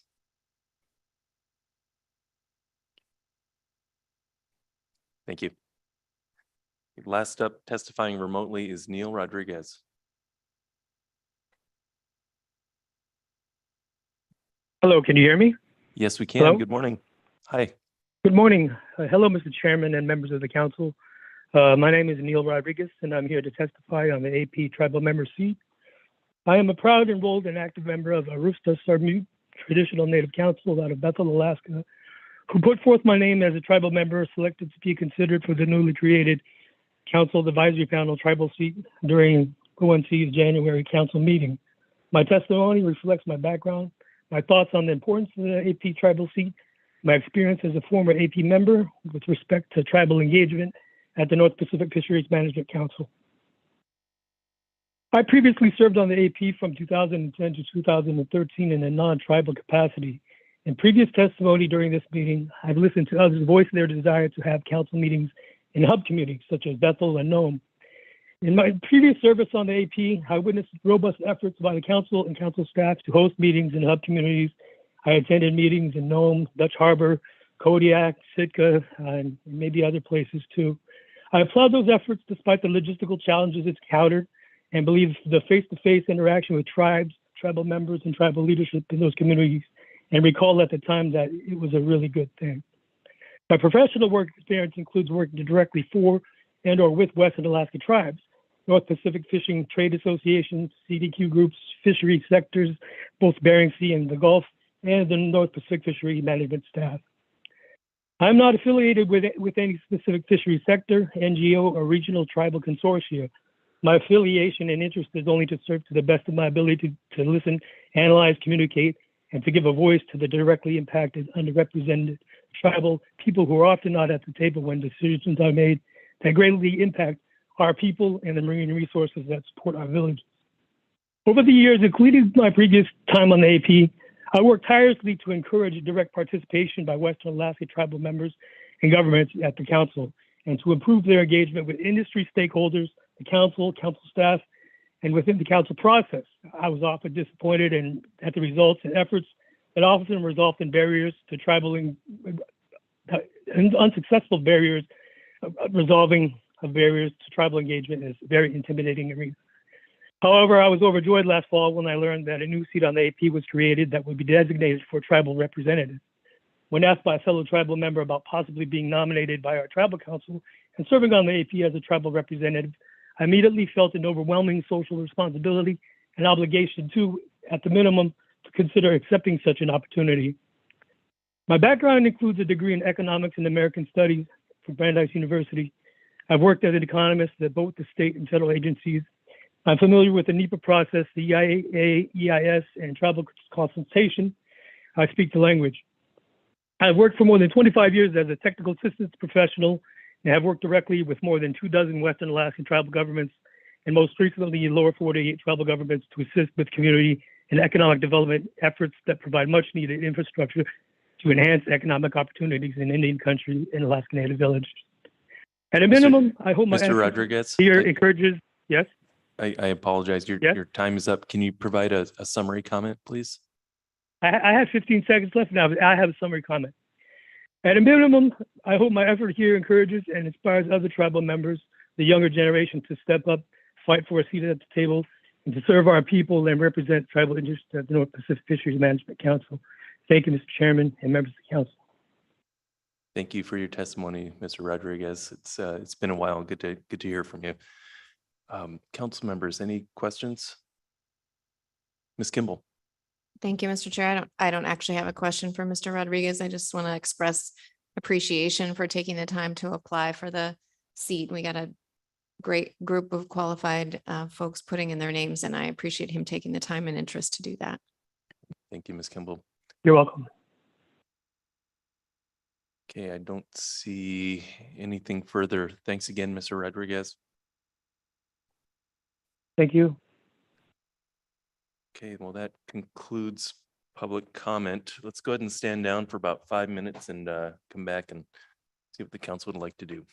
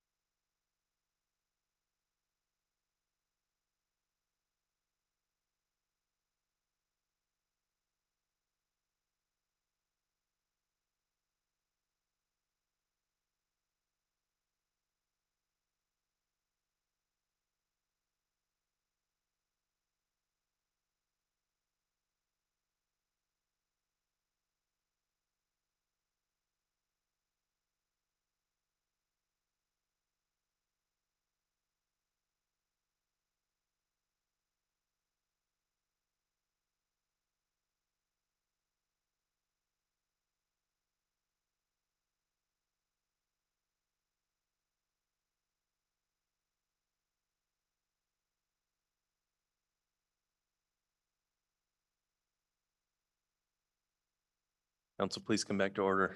Hey, we've heard our staff presentation and public comment on staff tasking. Ready to move into discussion and action. And first up on the particular list provided by Mr. Witherell was a discussion on the initial and final review actions. Ms. Baker.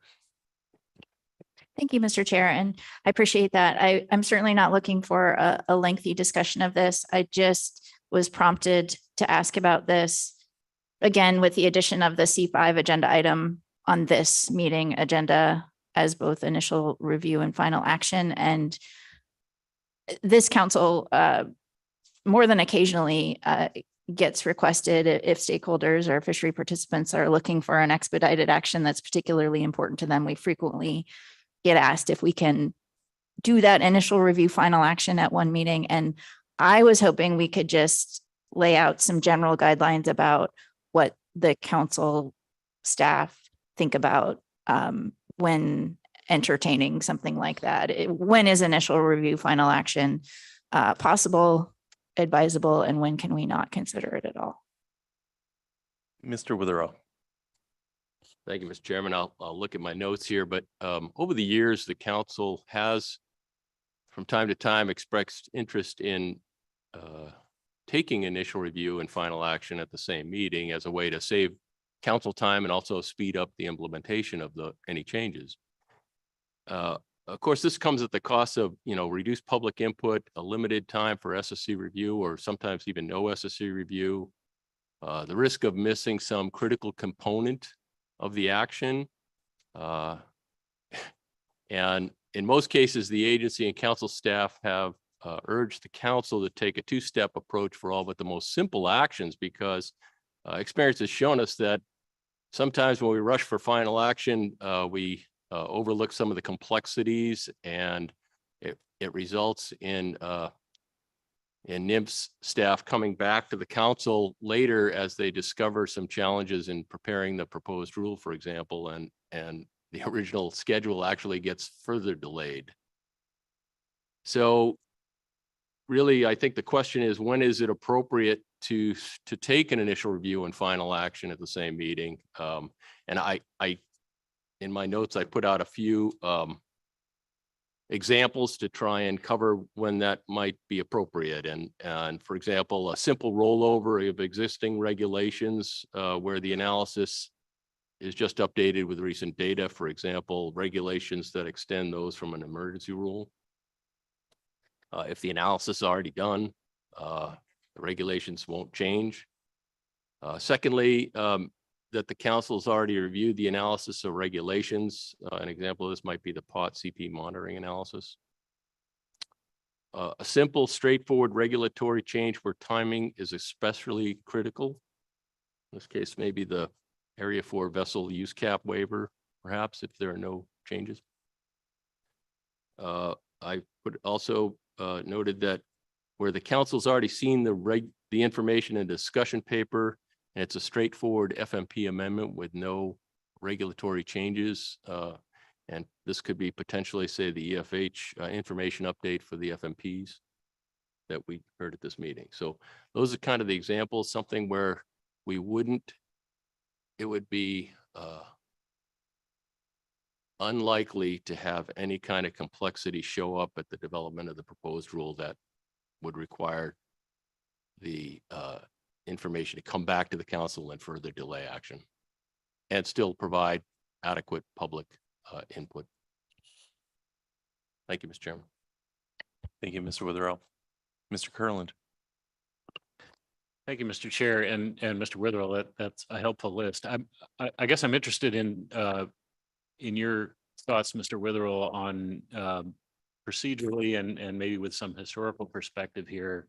Isn't this something that should be addressed in the SOPs, just to provide some transparency to discuss relevant considerations so that everybody has the same understanding of, maybe not firm rules, but at least general guidelines or examples, and everyone has the same understanding of what the council should be considering in determining whether initial and final action at one meeting is appropriate.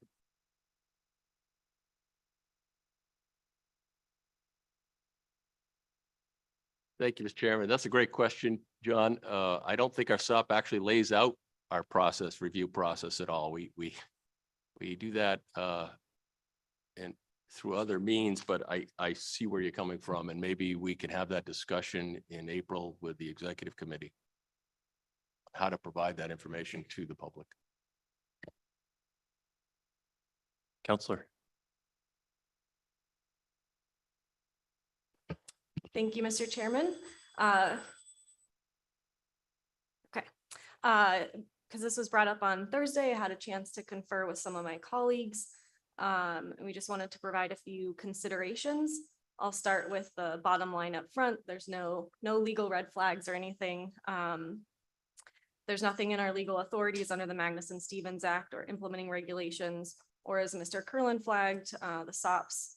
Nothing dictates or governs this aspect of council process. There are a few considerations under the MSA or other legal requirements that are, I would say, I guess, undergirding the factors I want to offer for your consideration. So as you know, the council under the MSA shall conduct public hearings so as to allow all interested persons an opportunity to be heard in the development of FMPs and amendments, and with respect to the administration and implementation of the MSA. We have procedural requirements like timely public notice and public participation that affords all interested persons the opportunity to present oral and written statements.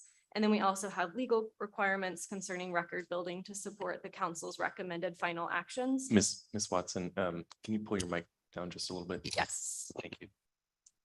Okay, so NOAA GC just wanted to offer a few considerations for when initial review and final action at the same meeting is appropriate. Many of these overlap with the executive director's comments. So one consideration is, does the public have sufficient notice of the action to provide comment at the council meeting? The key is that we're looking for informed comment, so the action and alternatives need to be sufficiently developed for public review and comment. A second consideration is how complicated is the action? Essentially, what is the likelihood we need to do an initial review to identify and address complications, data gaps? Another way to think of this is, do we need 2 opportunities to avoid errors and gaps at final action? David flagged this as missing a critical component. Third consideration is, what is the level of public engagement, support and or opposition? And then the fourth ties to our record building requirements, and essentially is, does the council have what it needs to develop a sufficient record to support its recommended action? So again, no legal red flags, just wanted to toss out a few considerations, and perhaps it would be informative of the broad guidelines that could be offered in the SOPs. Thank you. Thank you, Ms. Watson. Okay. Ms. Baker. Thank you, Mr. Chair. Thanks to you both. That was very helpful. That was the type of discussion I was hoping for. And I understand there will never be hard and fast rules, but just thinking about the types of situations, I think it was helpful for us here at the council table and for the public. Thank you. I agree. Thanks for initiating that discussion, Ms. Baker. Okay. Next up, there was Mr. Twite had brought up the concept of discussing the nomination process for FMAC. Mr. Twite. Thanks, Mr. Chair. You'll recall that the EM committee recommended that we consider adding a couple positions to FMAC. And I would just suggest that at this point, the council give a head nod to that and that staff can work with you to put out a targeted call along the lines of what the EM Trail Committee suggested would be suitable additions to FMAC to really make sure that FMAC's ready to face the next set of challenges. And I just want to check with my co-chair and see if she has any additional thoughts. Okay. Looks like there's more agreement for this than there was for going a little bit late last night. So I think we're good on this one. Thank you, Mr. Twite. Then while you've got the mic, there was some discussion about next steps for the SSC workshop. Mr. Twite. Thanks, Mr. Chair. I'm interested in other council members' thoughts about how to efficiently, sort of expeditiously have enough engagement on the council end, either directly through council members or through staff, working with the SSC to, one, make sure that the SSC's wrap up of the proceedings of their workshop really begin to address some of the needs and of the council in a way to really spark discussion, and then two, think about how to structure the SSC's presentation of that to the council so that it really is a conversation, not just a presentation. And that could also include some thoughts about when is the best time to do that as well. So I wonder about asking either a couple staff members to work directly with the SSC leadership who are going to be focused on pulling together that wrap up, or even asking a council member or two to work with a staff member. I think those are both options, but I wonder if council members have other ideas or other options for how to accomplish that. But again, at least in my mind, this has to be more than just simply we did this and here's how we spent our summer vacation sort of report. Rather, the beginnings of at least in my mind, I think there's a need for a longer term ongoing conversation with the SSC that would also of necessity be contributed to by tribal entities, by our stakeholders, and by others as we proceed through it. But at least for this next step, just making sure we've got some bodies working together to do some thinking to be prepared for the next public step. All right, thank you, Mr. Twite. Thoughts from other council members? Okay, Mr. Down. Thank you, Mr. Chairman. So, Mr. Twite, you're looking for comments on the SSC workshop report. What did I? Okay, I'm sorry. Thank you. I'm throwing out some thoughts more about process for how to get, how to, instead of, we know how to simply ask the SSC to write up their workshop and provide a presentation to us. Instead, I'm suggesting that we should regard this as sort of more a discussion to help the SSC leadership figure out how, instead of it being a presentation, more the opening to a conversation and how to structure that conversation. They put a lot of thought into how to structure that workshop to have it be much more interactive than a typical workshop. We should put some thought into how to structure the next step, so it's not simply just the SSC did this, here's their report. Now what?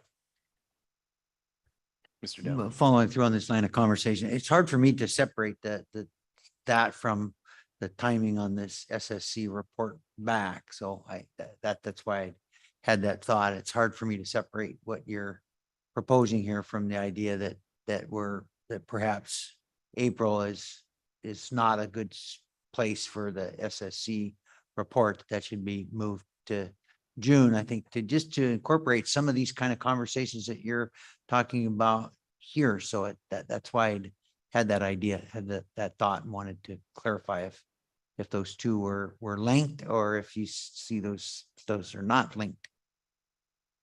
Mr. Twite.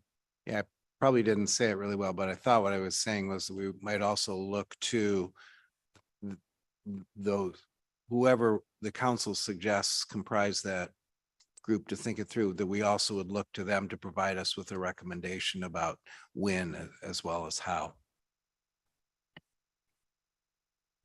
Ms. Baker.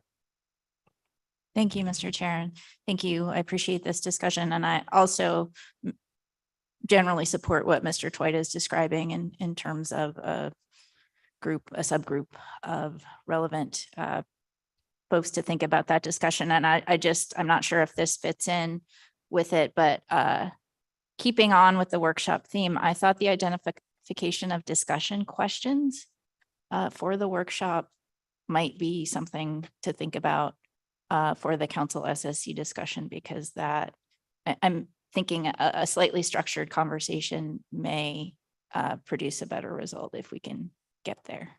Thank you. Mr. Misery.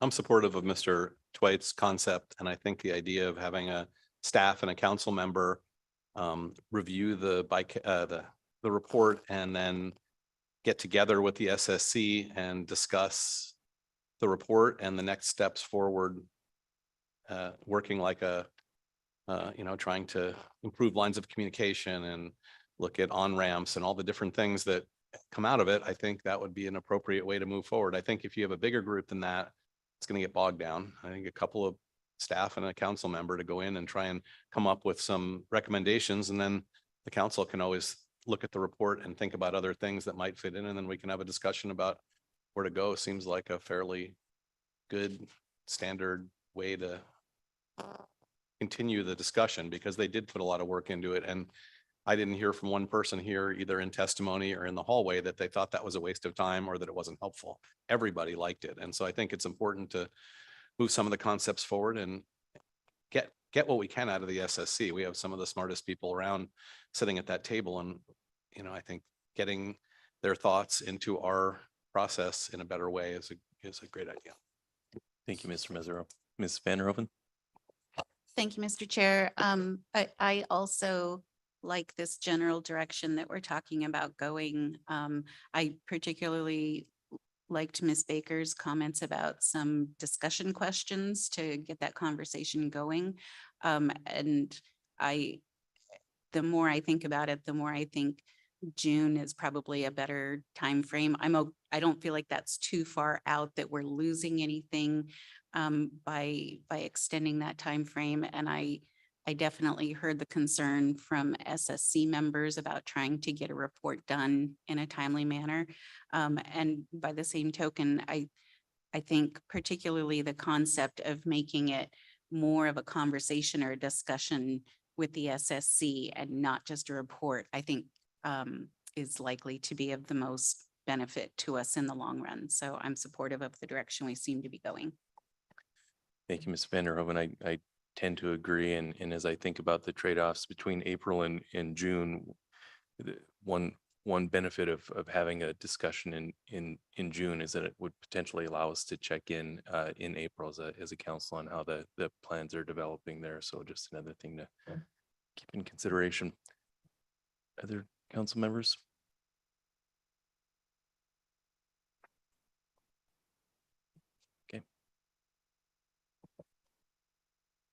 Okay, thank you, Mr. Twite. So the last thing we had on the tickler list this morning was the catch share plan and discussion about rescinding that motion. Mr. Misery. Thank you, Mr. Chairman. I do have a motion, and I'm just going to wait until it gets up on the board to share that.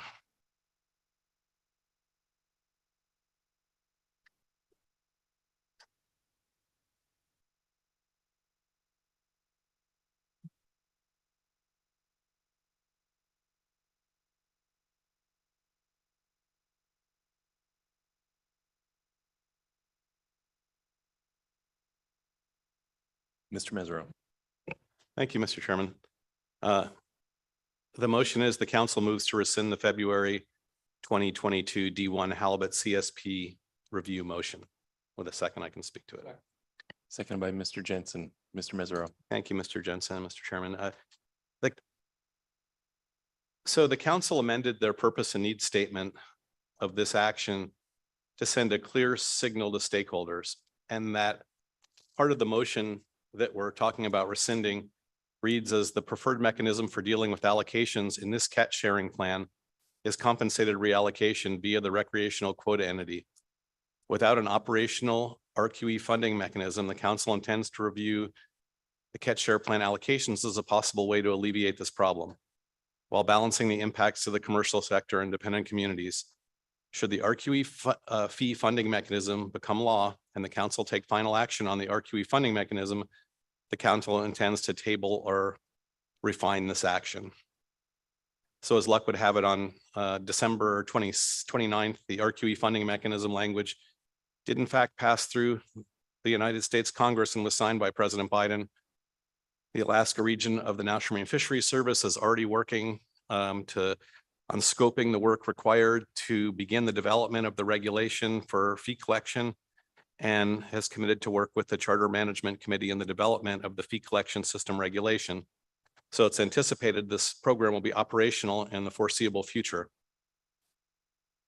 This is a preferable and much more comprehensive solution to the regulatory instability that the charter fleet experiences at times of lower abundance, as can be seen in the recent IPHC action with the 2023 catch limits for halibut in IPHC areas 2C and 3A, and the restrictive harvest rules implanted on the charter sector within its allocation. The way it is now, resident and non-resident fishermen have lost some fishing opportunity to the halibut resource through day of the week closures and restrictive management tools. The best way to remedy this situation is to get this fee collection system working as soon as possible. And I want to be clear that this issue is that, the council, the charter industry, and the directed halibut longline fleet have agreed that a market-based solution has long been identified as the preferred long-term solution. As an active fisherman on this council, I share a harbor with about 80 charter boat operators. They and the other 800 or so guides are likely to be wondering why their representative on this council is taking the action to rescind an allocative action that could have moved forward. And my opinion is that the language of the council motion, the amended language to that motion, if we took up both compensated and uncompensated reallocation, it would be disingenuous for the council to do that. You can't get fish for nothing and then also be allowed to buy them with a powerful fee collection mechanism. That's just not something that in my mind would be something that this council would do to any sector. So what we have is, a market-based solution. A couple other things though. I'm continuing here at this table to voice my concern as we consider this action that, again, there was almost zero public comment from the sector being impacted by this action. This is the second time we've taken an action involving the charter sector in the last 6 months that has, allocative and financial repercussions with no public comment. To me, it's clear that we need to put our heads together and figure out a better way to reach out to a fleet of 800 boats so that when we take up an issue like this, that we at least hear from more than the AP member that's a charter operator. So I think just making a note of that. It's not really a rationale for this action, but while I have the microphone, I am.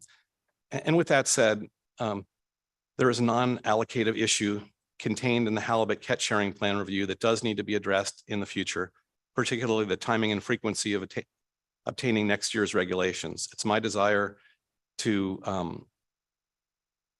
inform the council that I intend to provide the CSP review document to the Charter Halibut Management Committee to provide comments on this issue this fall that may result in the request for a discussion paper.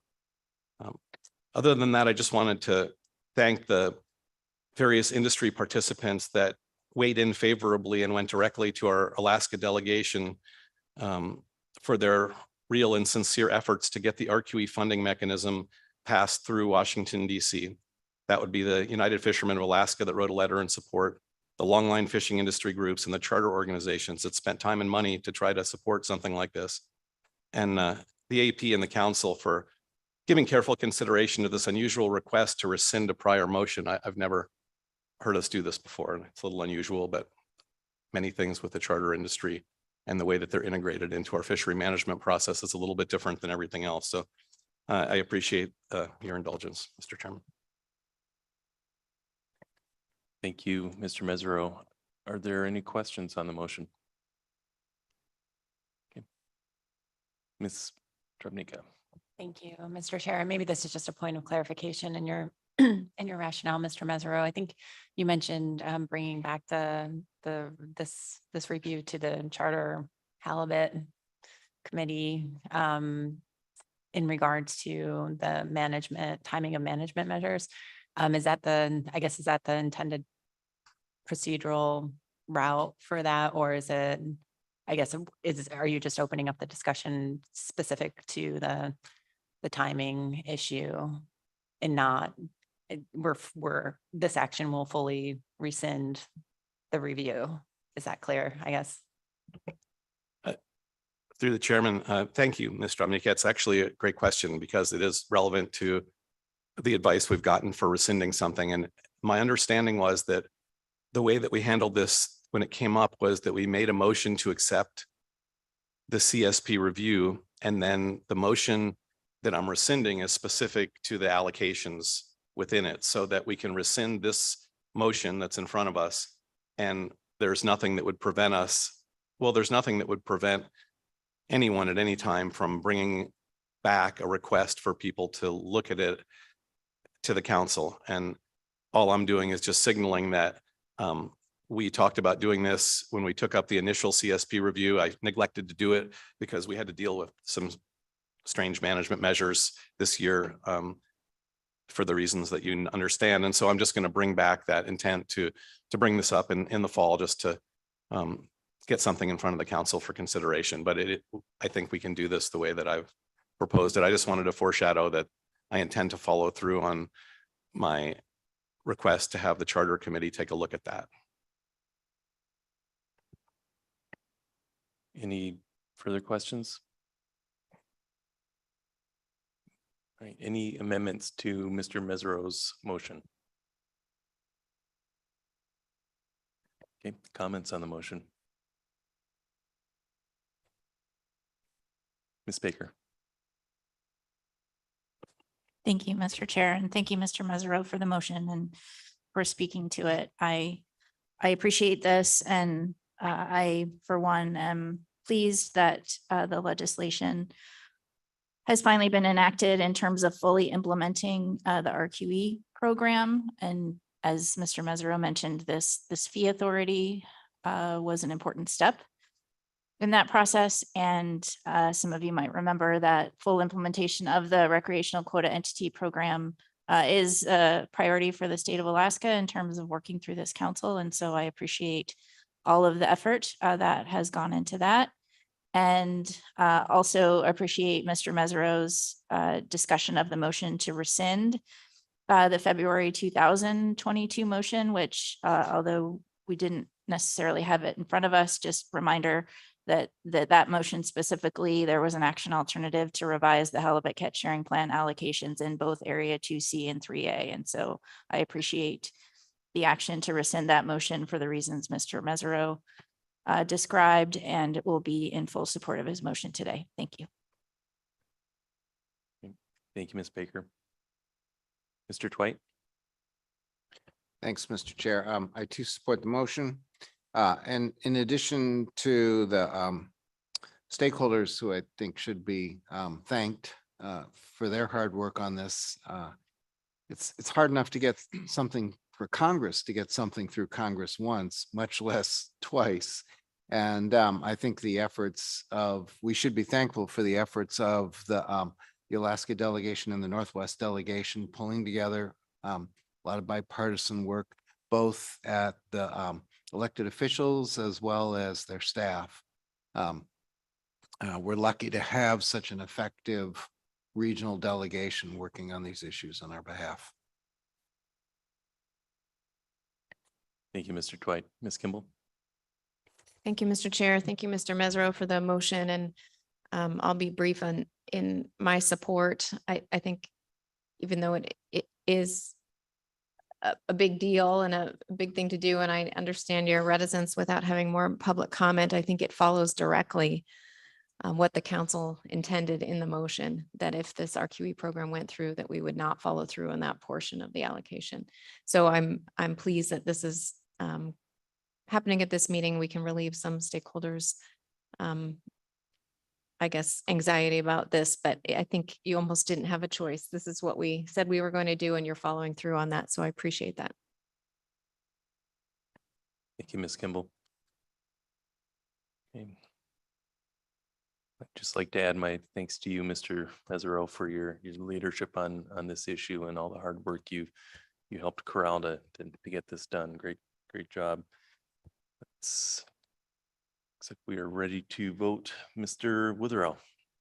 Thank you, Mr. Chairman. Calling the roll on a motion to rescind the February 2022 CSP motion. And just for the record, this takes a 2/3 majority vote to pass. And if my math is correct, that's 8 votes that are yay out of 11. So we'll see how this goes. I'm hearing a lot of support, but first up to vote is Mr. Kurland, Yes. Mr. Mesereau, Yes. Mr. Twite, Yes. Ms. Vanderhoven, Yes. Mr. Williams, Yes.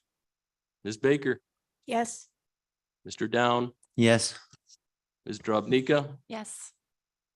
Mr. Jensen, Yes. Ms. Kimball, Yes. and Mr. Canine. Yes. Motion passes unanimously. Thank you, Mr. Witherell.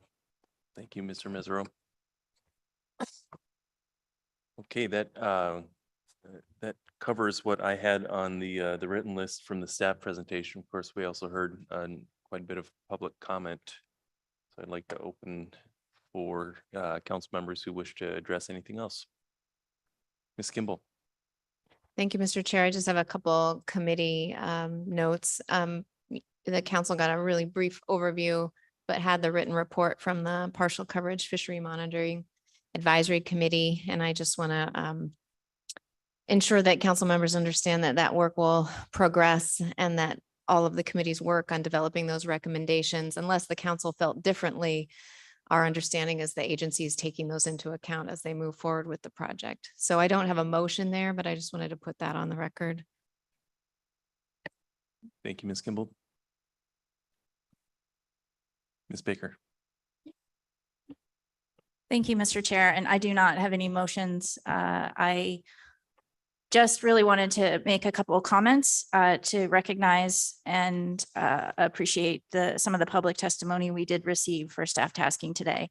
And while I didn't intend to call out specific items or requests that the council received, I just wanted to note for the council and for the public that, you know, a few of the commenters today really did provide suggestions for council action related to issues either directly stemming from the State of Alaska Bycatch Review Task Force or, you know, associated with those types of bycatch management actions. And I just wanted to reiterate the conversation that I believe Ms. Bush and Mr. Twite had during the B reports in terms of, again, the State of Alaska Bycatch Review Task Force report was a report to the governor of Alaska. The governor has received the report.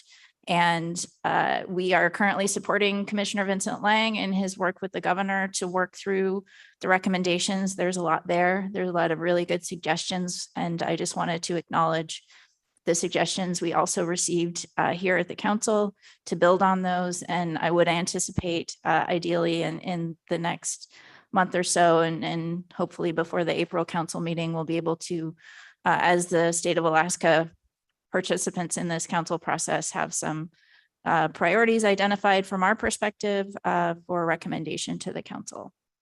Thank you, Mr. Chair. Thank you, Ms. Baker. Okay. Okay, different topics. Okay, Ms. Baker.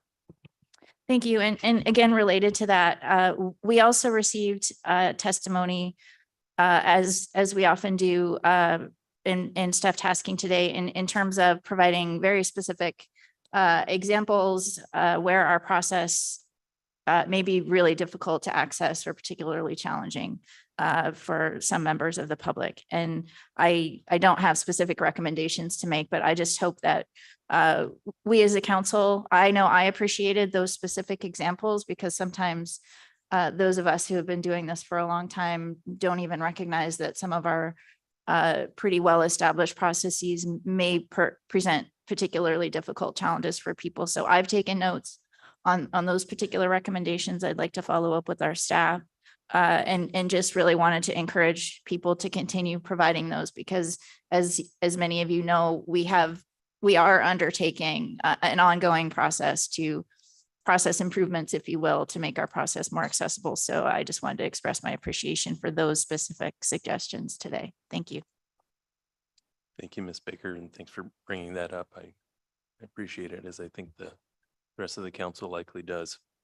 Thank you. Ms. Kimball. This is a different topic, Mr. Chair. Okay. And thank you, Ms. Baker, for those comments and summarizing that. I appreciate that. I just wanted to address briefly one of the advisory panel's motions, and we received testimony on it, looking at current and future observer availability in order to keep continuing to meet observer data quality standards. And I think that was a well thought out motion by the advisory panel. I do think that we have a committee in place, and it's referenced in the motion with the Fishery Monitoring Advisory Committee. That is a really good place to start that discussion. We have all observer providers at that meeting. We have our observer rep who does a great job on that committee. We have all sectors, both partial coverage and full coverage, participating. And so I just wanted to, with the concurrence of the co-chair, let the council know that I'd like to agenda a discussion of this issue for the next FMAC meeting in May.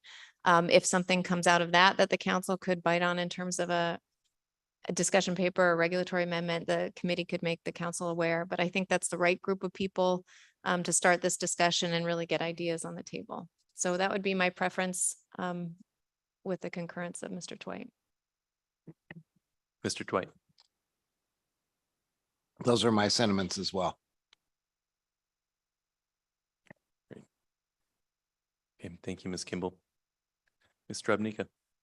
Yeah. Excuse me. Thank you, Mr. Chair. And just briefly, I'd like to close the circle a little bit on the conversation regarding the timing of the Area 4 vessel use cap issue. And I know that we have a lot of priorities and a lot of upcoming actions. And I guess to the extent the agenda and staff time allow, would like to schedule that as soon as possible. And know that we have to weigh a bunch of, different factors as we do that. But at the very least, if we, and if appropriate, if we could take the 2026 date off the batter's box list, that would be, I think, appreciated by stakeholders. Thank you. Mr. Kurland. Thank you, Mr. Chair. Just on that point, as I indicated earlier in the meeting, I view the prioritization of this action is distinct from the action that we took on the interim action here. So I'd just offer to Mr. Witherell that, we can get staff together and figure out how best to cover that issue and facilitate getting it on the agenda. Thanks. Thank you, Mr. Kurland. Okay. Mr. Twite. Thanks, Mr. Chair. I earlier in the meeting brought up the concern that the Ecosystem Committee raised about the opportunity for the council to provide input on the Northern Fur Seal Conservation Plan.